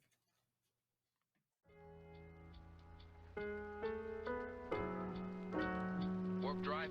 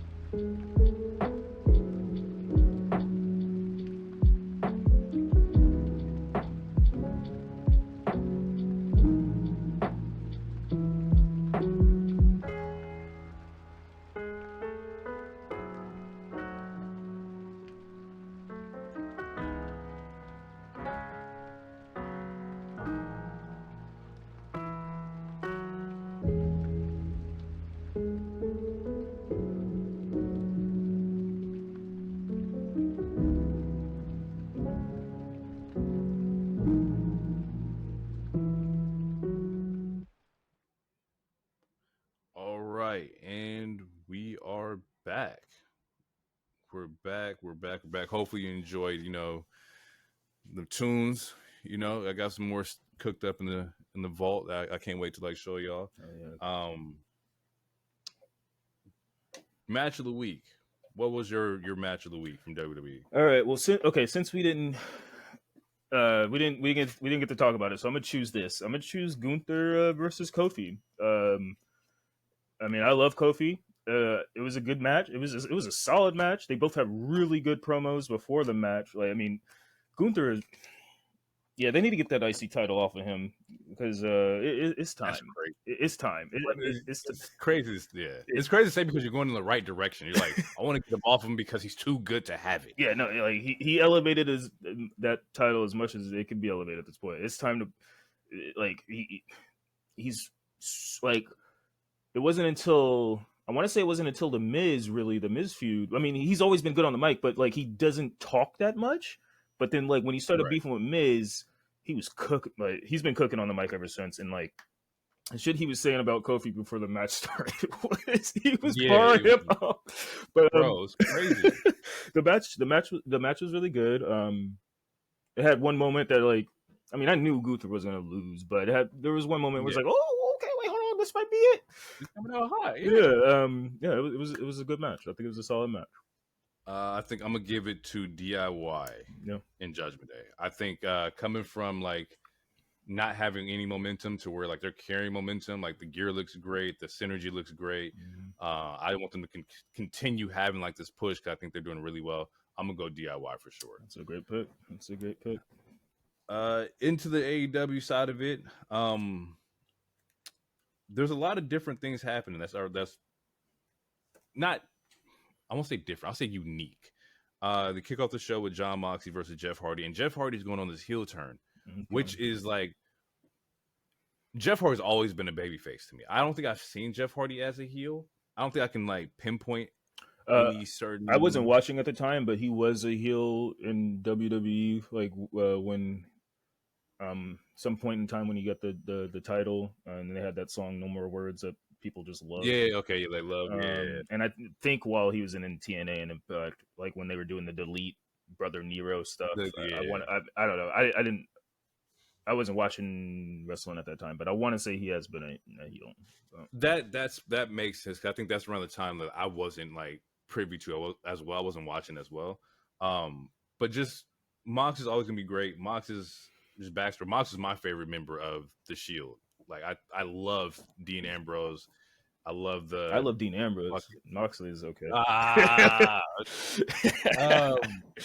No, Mox is good. He just kind of wrestles like a drunk sailor a little bit, which I guess I like it though.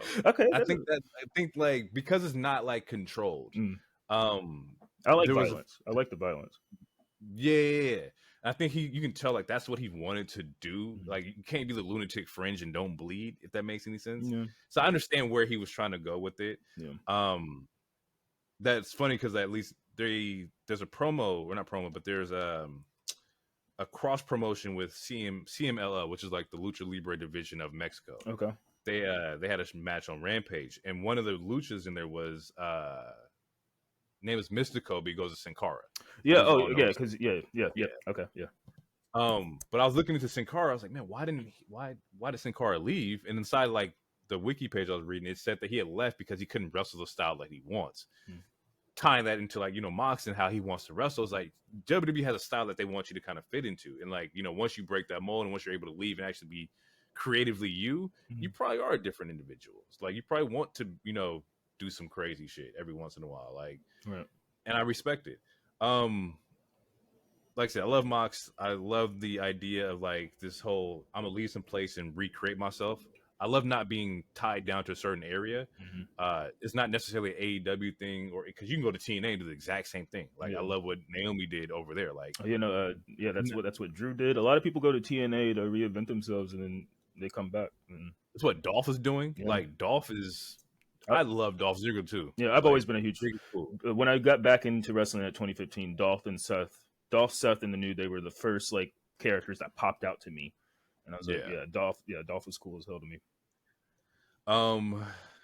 So yeah, wrestling and what kind of wrestler you are, if you're gonna recreate yourself, I'm always gonna be standing behind you. Like I think it's really cool to like not let a certain time kind of like bog you down, and you just like, well, I'm gonna go and do me anyway. Like Cardona.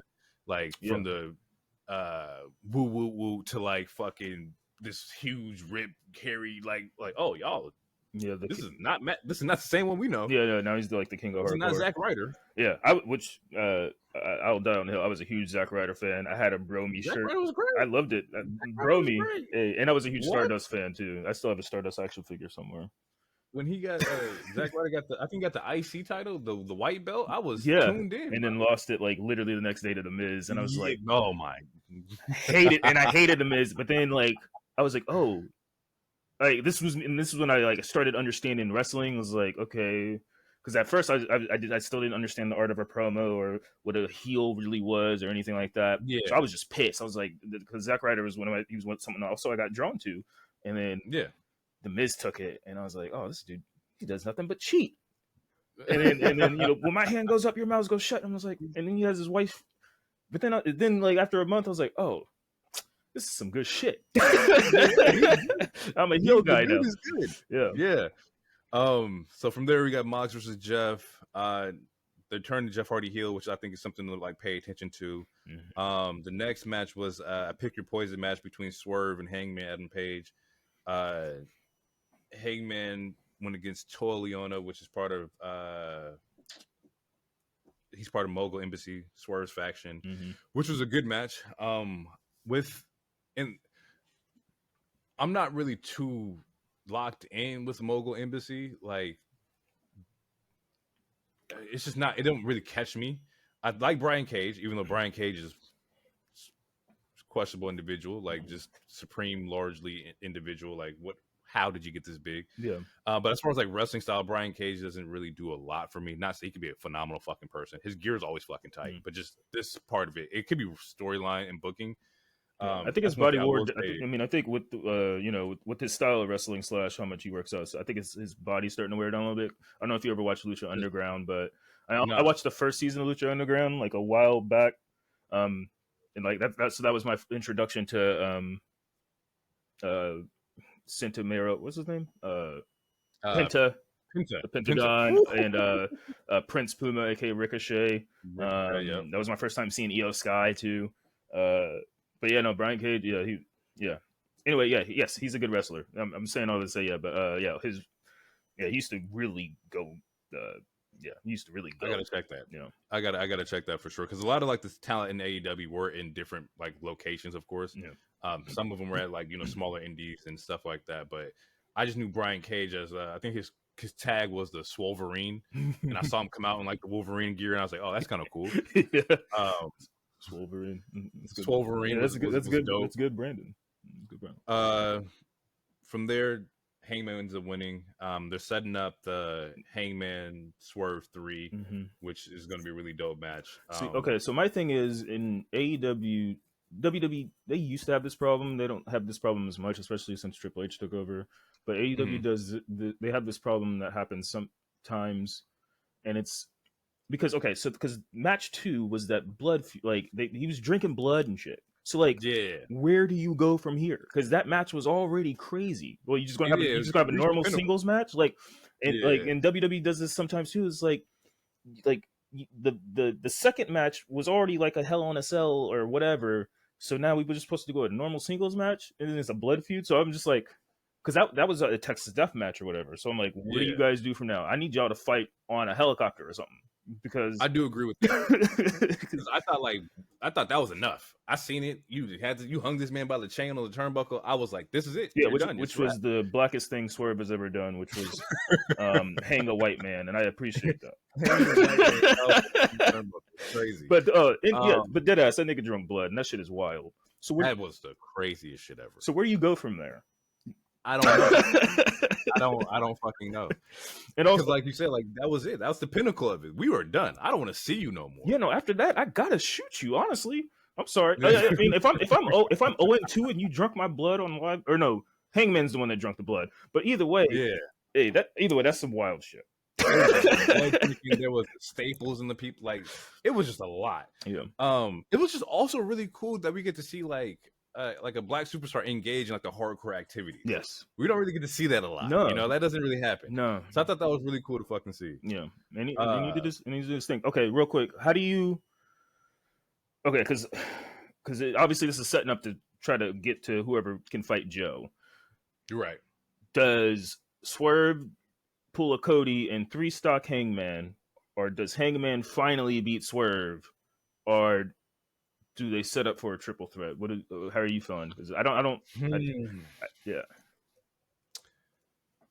Damn, that's a good question. Because like, shit, he's about to 3 stock him, which I think is cool. I think that shows you that like, no, Swerve is the one. He didn't beat you 3 times. You get to 1v1 versus Joe. Mm. However, if I'm going into like Revolution, which is in March, I believe, a triple threat also looks pretty good too. To where if I was booking it, it's okay. Let's say hypothetically, Hangman beats Swerve this time. It's a triple threat at Revolution. Swerve pins Hangman instead of pins Joe, and Swerve gets it that way.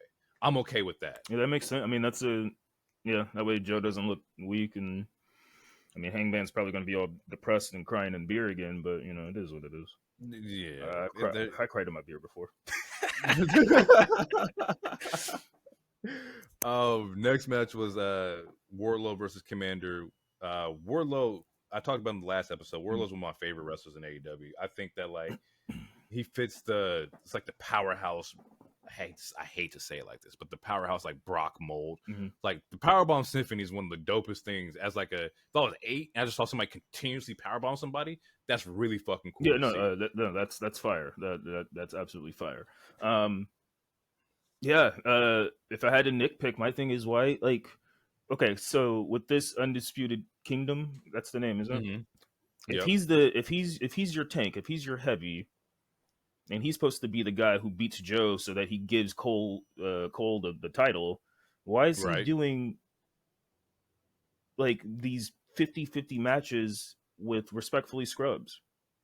That's my thing about AEW is that like they will put their marquee guys against scrubs, like random people that you never respectfully yes, jobbers, whatever term you guys want to use. But like, why is John Moxley going 50-50 in a 20-minute match with a dude who was literally just at McDonald's 2 days ago?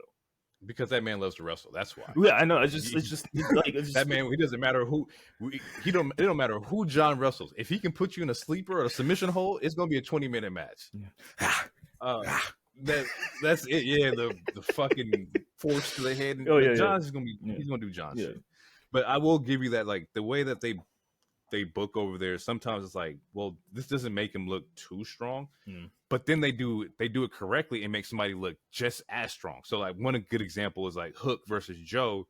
Hook still looks strong because he kept no selling certain things. Yeah.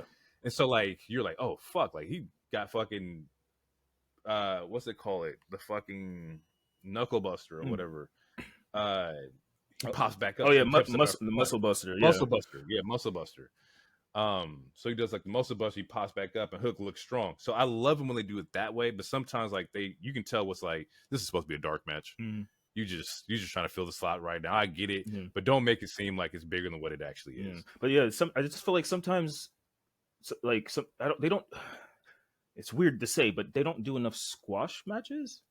Which, I mean, like to me, like Wardlow should have powerbombed Symphony that dude in 2 minutes. Like, because apparently he got hurt in this match too, which is unfortunate. And it's like, well, if he was just squashing cats like he should be technically, then he used to do. Yeah, like he used to. Like he's supposed to be. That guy. Cole is saying that he's going to beat Joe, and you know, so like, why is he going 50-50 with random people? Like, I mean, I don't know. It's just something that they should tweak a little bit. There's some people who should just get squashed. I'm sorry, like, you know, it's like.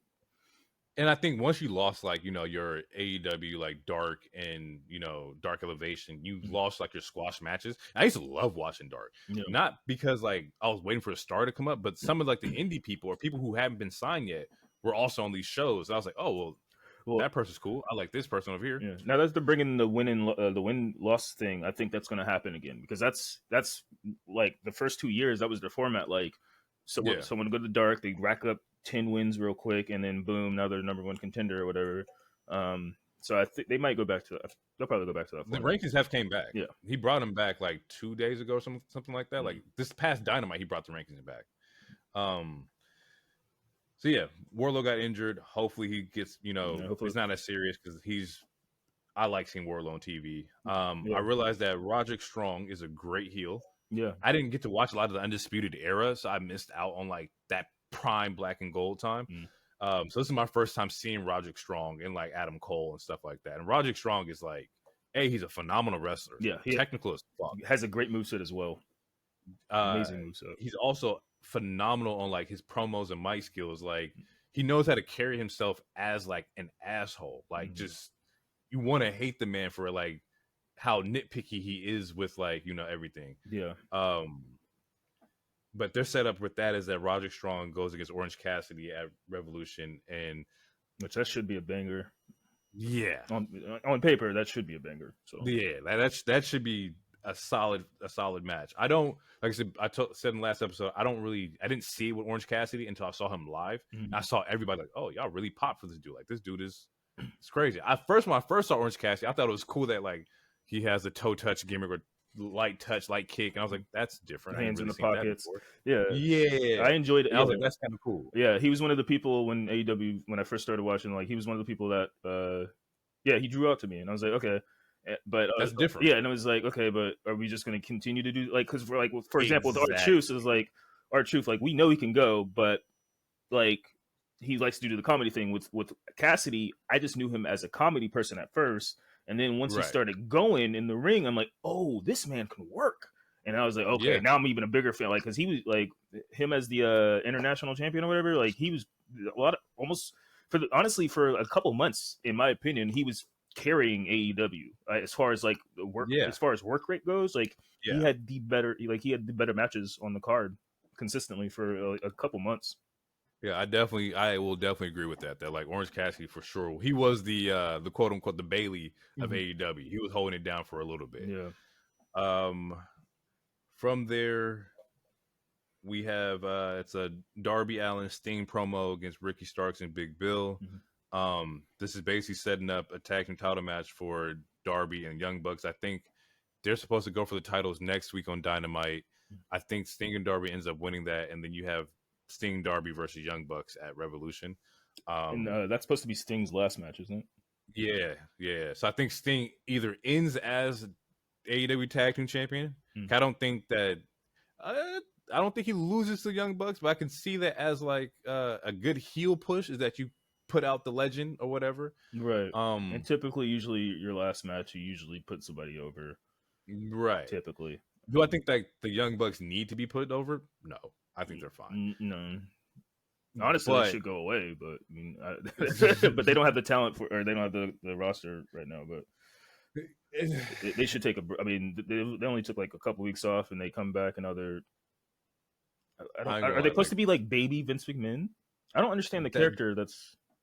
The character they have right now is funny. I think the characters that they are basically what like everybody wants them to be, which is like, oh, y'all are abusing your power as like EVPs or whatever. Right. So yeah, so authority. Yeah, okay. A semi-authority figure for sure. Okay. But I don't think they need to be put over in Revolution. It'd be kind of interesting to see how that match goes. I do want to side note. I do want to get some Sting gear before Sting goes out because Sting's retiring. I got to get a Sting shirt. Like Sting is like Sting was the reason I wanted to tune into WCW. Like you saw the dude with the bat and the hanging in the middle of the fucking like not the top of the stadium or sliding down from the top of the stadium. Like Sting was just that guy. Yeah. Let's see. Last match of the night was Swerve RVD, which RVD can still go. Yeah, absolutely. And he looked good. He looked better. He looked better than what he did when he last was at AEW, which was only a couple months ago, I think. Which is nuts, right? It's fucking crazy. CBD and he has a hot wife. So. That's it. That's and on you. Yeah, and a light schedule, like you know, for sure. That's like most legends. Like if you can get them on a light schedule, they can give you matches like that every once in a while. Exactly. Like, I'm okay with that. I do like the fact that Swerve's getting a chance to go against these legends, like going against RVD's like probably like a childhood dream. You know, like you've grown up watching RVD. You know how cool RVD is. Yeah, So no, to actually wrestle against him, absolutely. He was one of my favorites when the merger fuck happened. yeah. I was like, What? oh, who's the dude with Yeah, the cool ass singlet that 5-star with the dragon on him. yeah, Like what? and Like the Van Daminator. When I first saw the Van Daminator, I was like, oh. bro, what's crazy is that the move that got me with RVD is the Rolling Thunder. Yes. It wasn't even the Frog Splash. It was just the Rolling Thunder. I was like, oh, this is tight. Yeah. Like, what is this? So yeah, very cool to see RVD get out there. This it just set up, like I said before, the Swerve versus Hangman 3. I put a note that said next week's Dynamite looks insane. So I need to look at the match card of next week's Dynamite because apparently, like, some shit's about to go down. I heard that TK has an announcement. Absolutely. You know, so we're back into the New Year's we're back on on schedule. For sure. Because you know we need that TK announcement. Damn it! if I don't get a weekly announcement, I like what am I supposed to do? You ain't got to announce it like that, TK. We don't need TK has a big announcement next week. It's like you can just announce the announcement when it happens.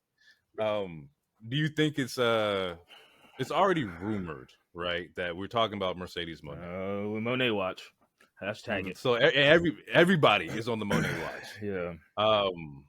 How do you feel about potentially seeing her AEW? Okay. All right. So look, I'm gonna try to. This is what I tell my wife. This is what I told my wife because she's a huge Sasha fan. Like I got her into wrestling because of Sasha because they kind of look like I was like, hey babe, you kind of look like her because I saw a picture of baby Sasha and I saw a picture of my wife as a baby. I was like, oh, y'all niggas look like, and then to the point where she cosplays as her and they met each other a couple times. I love that. Okay, so here's my thing. All right, so as far as Moné Watch goes, she's a troll. She knows exactly what she's doing, and I am to the point where I just don't care. I just want you to go to work, choose a job, and show up, and then I'll decide if how much I'm a root. Because I mean, actually, I love her. I don't like how she handles every single thing, but then again, I don't know her. So, but I need her to show up to a job. Now, as far as what it looked like for AEW, honestly, I do not think it's going to change anything, and that's because their women's division, it doesn't. The way, I don't want to use the word groom, but they groomed their audience, or they got their audience used to not caring about women's wrestling in general. And I don't think, you think so? Yeah, dude, they usually only have like one women's match. Most of the matches aren't that good, like in ring wise, and it's because like a lot of these women don't get time to work with each other. There's rarely ever women promos.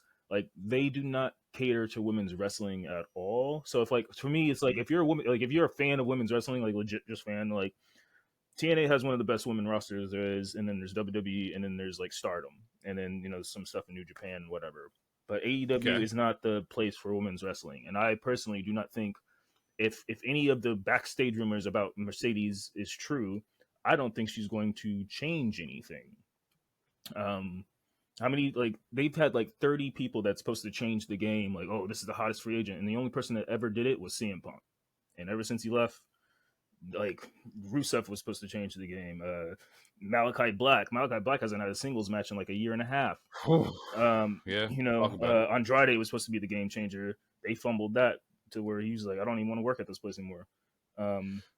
Anyway, I'm not trying to harp on them, but as far as the women's division goes, the last 4 years of AEW's been a thing. They, if it's not Britt Baker, I feel like they don't care until, like, I mean, besides Tony Time now, like Tony Time is good, but even that has a detriment because now they're paying so much. Like it's like the character is bigger than the business now, in the point where it's like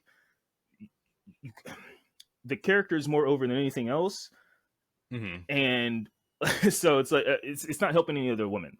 Like Sheeta, she's been a Sheeta, dope. Yeah, Sheeta's dope, but she was a placeholder title person like twice. She won the title just to lose it to Paige, and then she won it just to lose it to Tony, and then show up the next week and never get a rematch, even though you got cheated. I don't know. It's weird. I don't think she's gonna. I don't think she's gonna change anything. I hope she does because Paige was supposed to change something, but I mean we know Paige, her neck don't work, but.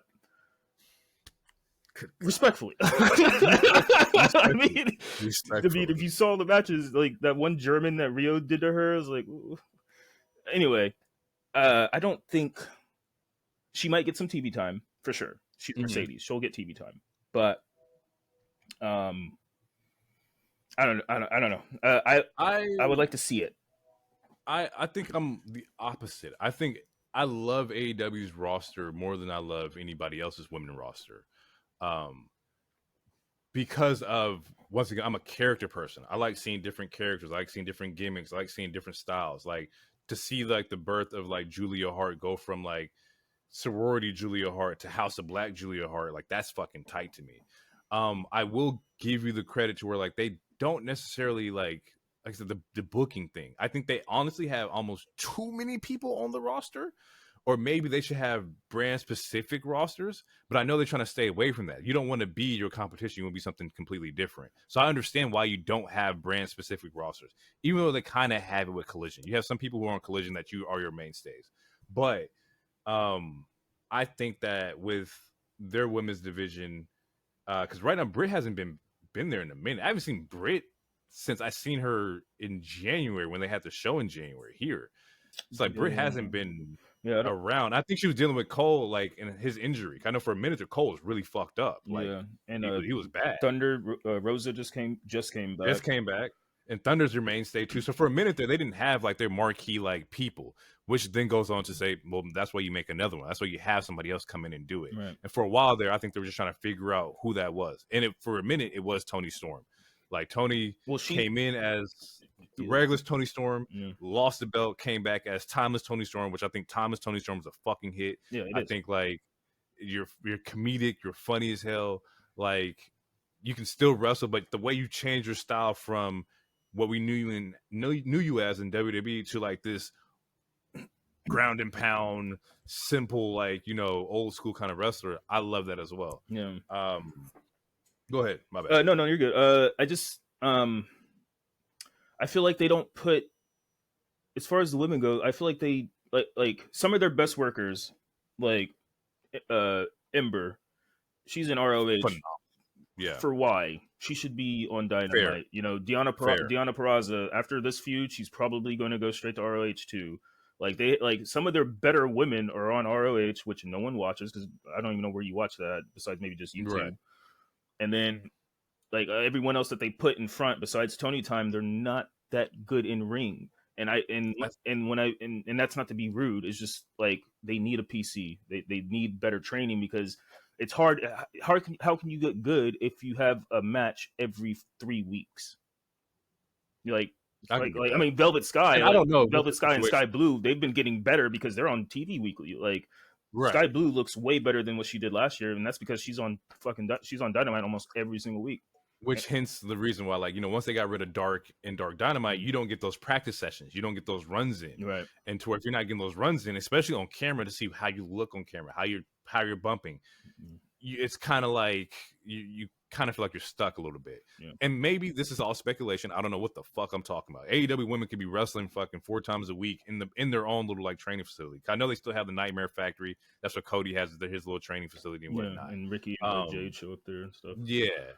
So I don't know what their practice looks like or where they do practice at, but I will say that, like, yes, some of them definitely need the touch-ups. I just think that we're learning in real time. I think you're a promotion that's, 4 years old, 5 years old? Mm-hmm. You're still going through the training wheel bumps, unfortunately. I could think, and I would only think that you would just get better from here, you know? Hopefully. Yeah, no, and I as much as I'm known as a hater or whatever, I'm gonna try to hit everything as unbiasedly as possible. I don't want anybody I don't want anybody to fail. It's not like I want AEW to fail and just all these people have to go back. For the ecosystem. Yeah, you know, like no, like it's good. I just need consistency from a lot of different aspects. Like to go back to the women's stuff. Like for example, like when they did have Jade, did it not? Wasn't that weird that she never like, even though she had the Goldberg record, she never shared any camera time with Britt or Thunder. Like she was never with the big girls, but yet you're pushing her as the Cena, but like she's not mingling with the actual 5-star women that you have. It's weird. I thought it was weird too. It's I thought it weird was things weird. like that, and it's like TK just like he needs help with the booking. He shouldn't be doing it all by himself. Because I mean, yeah, I was going to say something rude.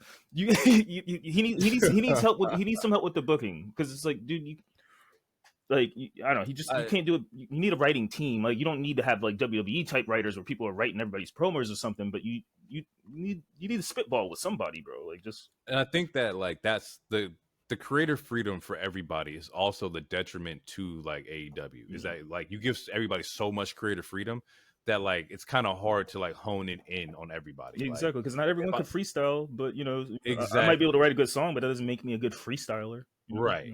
And then you end up with certain things that look weird on camera. And no shade to anybody. But when Hager come out with the bucket hat, it's like, I see y'all and anybody do anything. And the bucket hat didn't hurt nobody, but it was just like, it's interesting. Yeah. Yeah. So hopefully they figure it out. It's still, like I said, early stages of, AEW. Yeah. And surprisingly, they've done pretty well for being such an early promotion. Most people don't last this long. Actually, nobody lasted this long. You're keeping it a buck. Yeah, I mean, honestly, the fact that Impact and TNA is still alive. Yeah, like, and kudos to them, and like, which is dope. And this is why I love just like wrestling in general. Like, the wrestling ecosystem is at a point where it's never been before. Yeah. So many different options, so many different channels, so many different things to where, like, you don't like this product, you can watch this product. You don't like that product, there's one more over here for you. Mm-hmm. Instead of like, being force fed, just WWE product and seeing Cena go on Super Cena runs, and you have something else. It's okay. It's okay for somebody to tell me you don't like WWE, you don't like WWE, or you don't like AEW. I'm fine with that. Just don't bash like the culture. Yeah, it's the tribalism shit. Yeah, like, you can watch what you want to watch, bro. Don't. I would never be under somebody's post talking about this is why WWE is better. Yeah, absolutely fucking not. Just gonna wrap it up real quick. So we're getting pushed. Swerve vs. Hangman 3. We talked about that. Watch Rampage a little bit. Rampage is really easy to digest. It's only like an hour of wrestling. Private Party, one of my favorite tag teams. I love Private Party. I love Top Flight. I love seeing like young talent like get pushed and want to get pushed, and they get a lot of TV time. Yeah, and rightfully so. They're really nice. Yeah, they just got to stay They're healthy, just young. because Top Flight, like, one of them always gets hurt for whatever reason. I mean, fuck, the name's Top Flight. Yeah. I mean, like, it's good, and and I root for anybody black except for Swerve, but you don't like Swerve? No, man. I mean, I used to like Swerve. He don't like black. What? He don't like niggas, so I don't like him. We'll talk about it later. Yeah, but I mean, hey, the Prince Nana, I'll do that all day. I got that on my playlist. I swear when I drive. The Swerve when I drive is crazy. Okay, but no, yeah, I like. Yeah, no, they have a good crop. They have a good talent of young guys. They just got to stay healthy.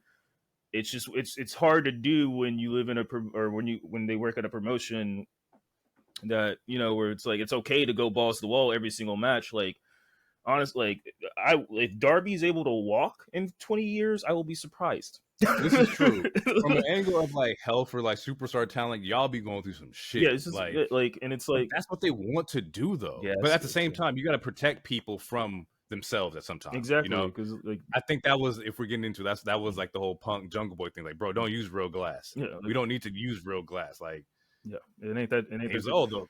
The whole Crimea River is like, bro, I don't want you to lacerate your fucking neck. Like, right, exactly. Hey, but that Crimea River changed the game. Oh yeah, it shifted shit. Man, if I had a what if time machine, just like, what if he didn't do that?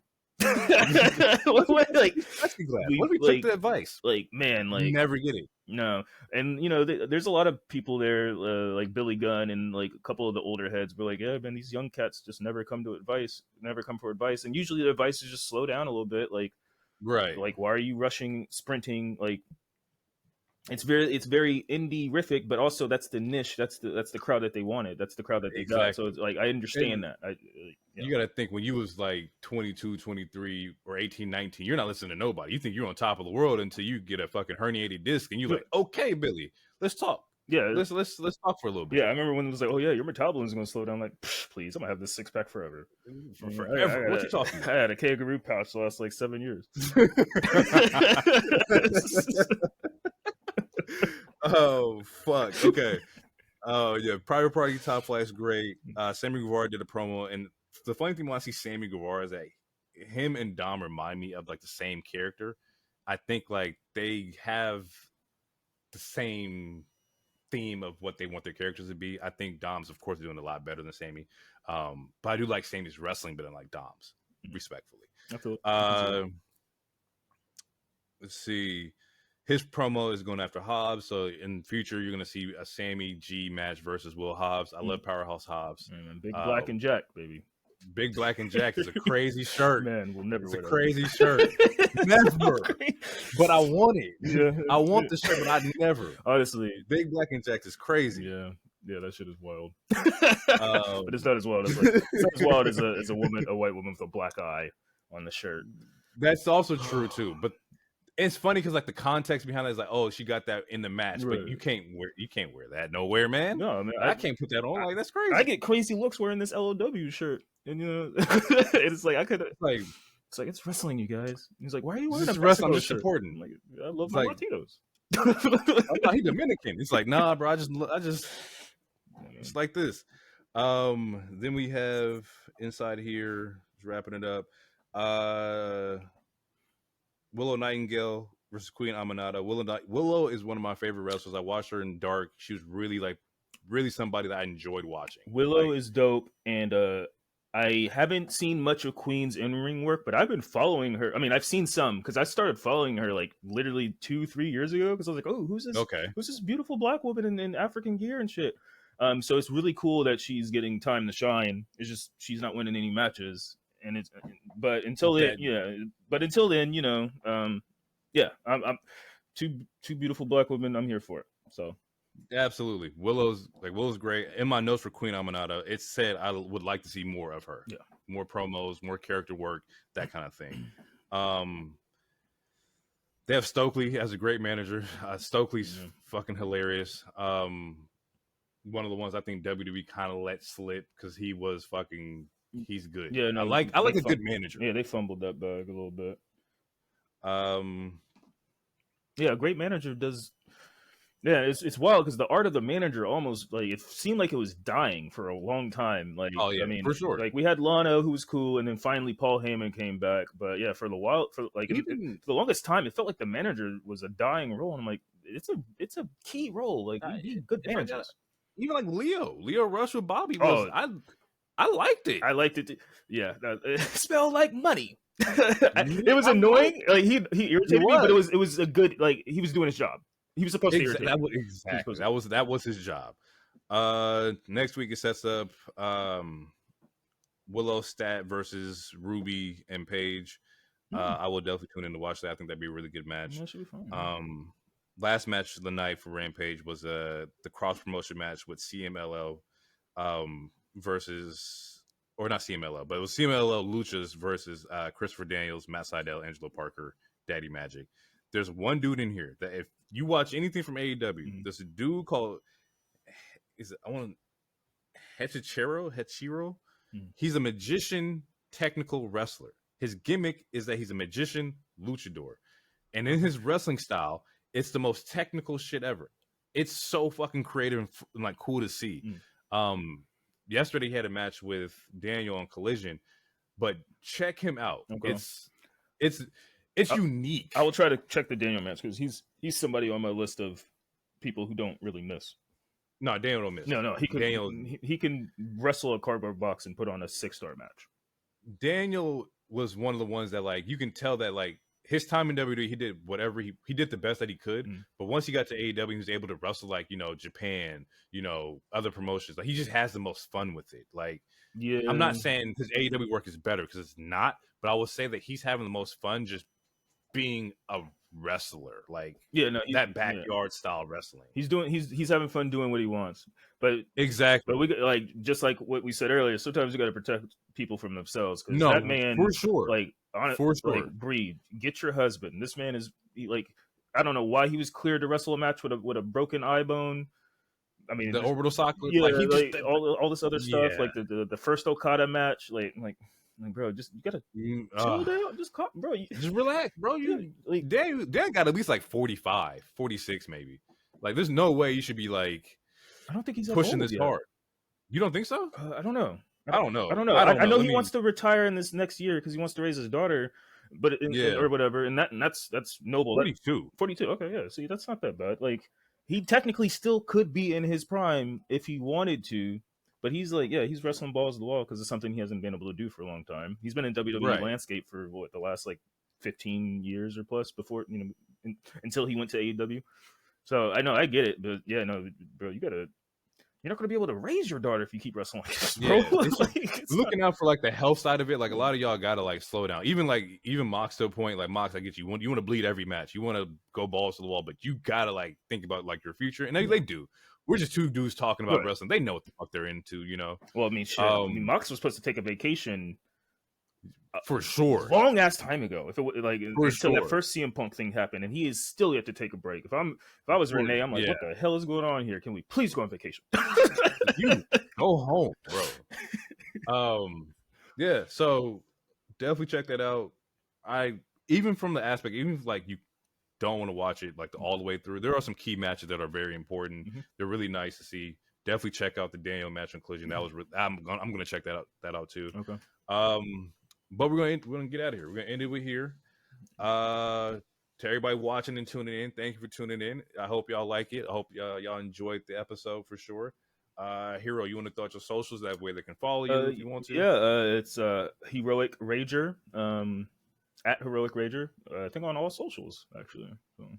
And maybe on Instagram. I'll figure that out. I'll get my tags up next episode for you guys. Get your tags up. Yeah. I'll add them to like the details of the episode so that people can follow you for sure. I have my stuff down there as well. If y'all have any questions about what we said, please interact. I will definitely answer y'all questions in the most non-biased way possible. Yeah, we're here to have fun and talk and communicate. Yeah, that's why I usually say something respectful, no disrespect until I start disrespecting. Absolutely, and there's gonna be those moments. It's all right. No, yeah, it's all fun again. I don't want no beef with no wrestlers. Swear, do not come after me until you learn how to dress, please. Oh my God. And with that, we gonna get out of here. I hope y'all had a good time. Hope y'all enjoyed. This is the Monday Night Wave. Thank you for coming out. Thank you. Peace.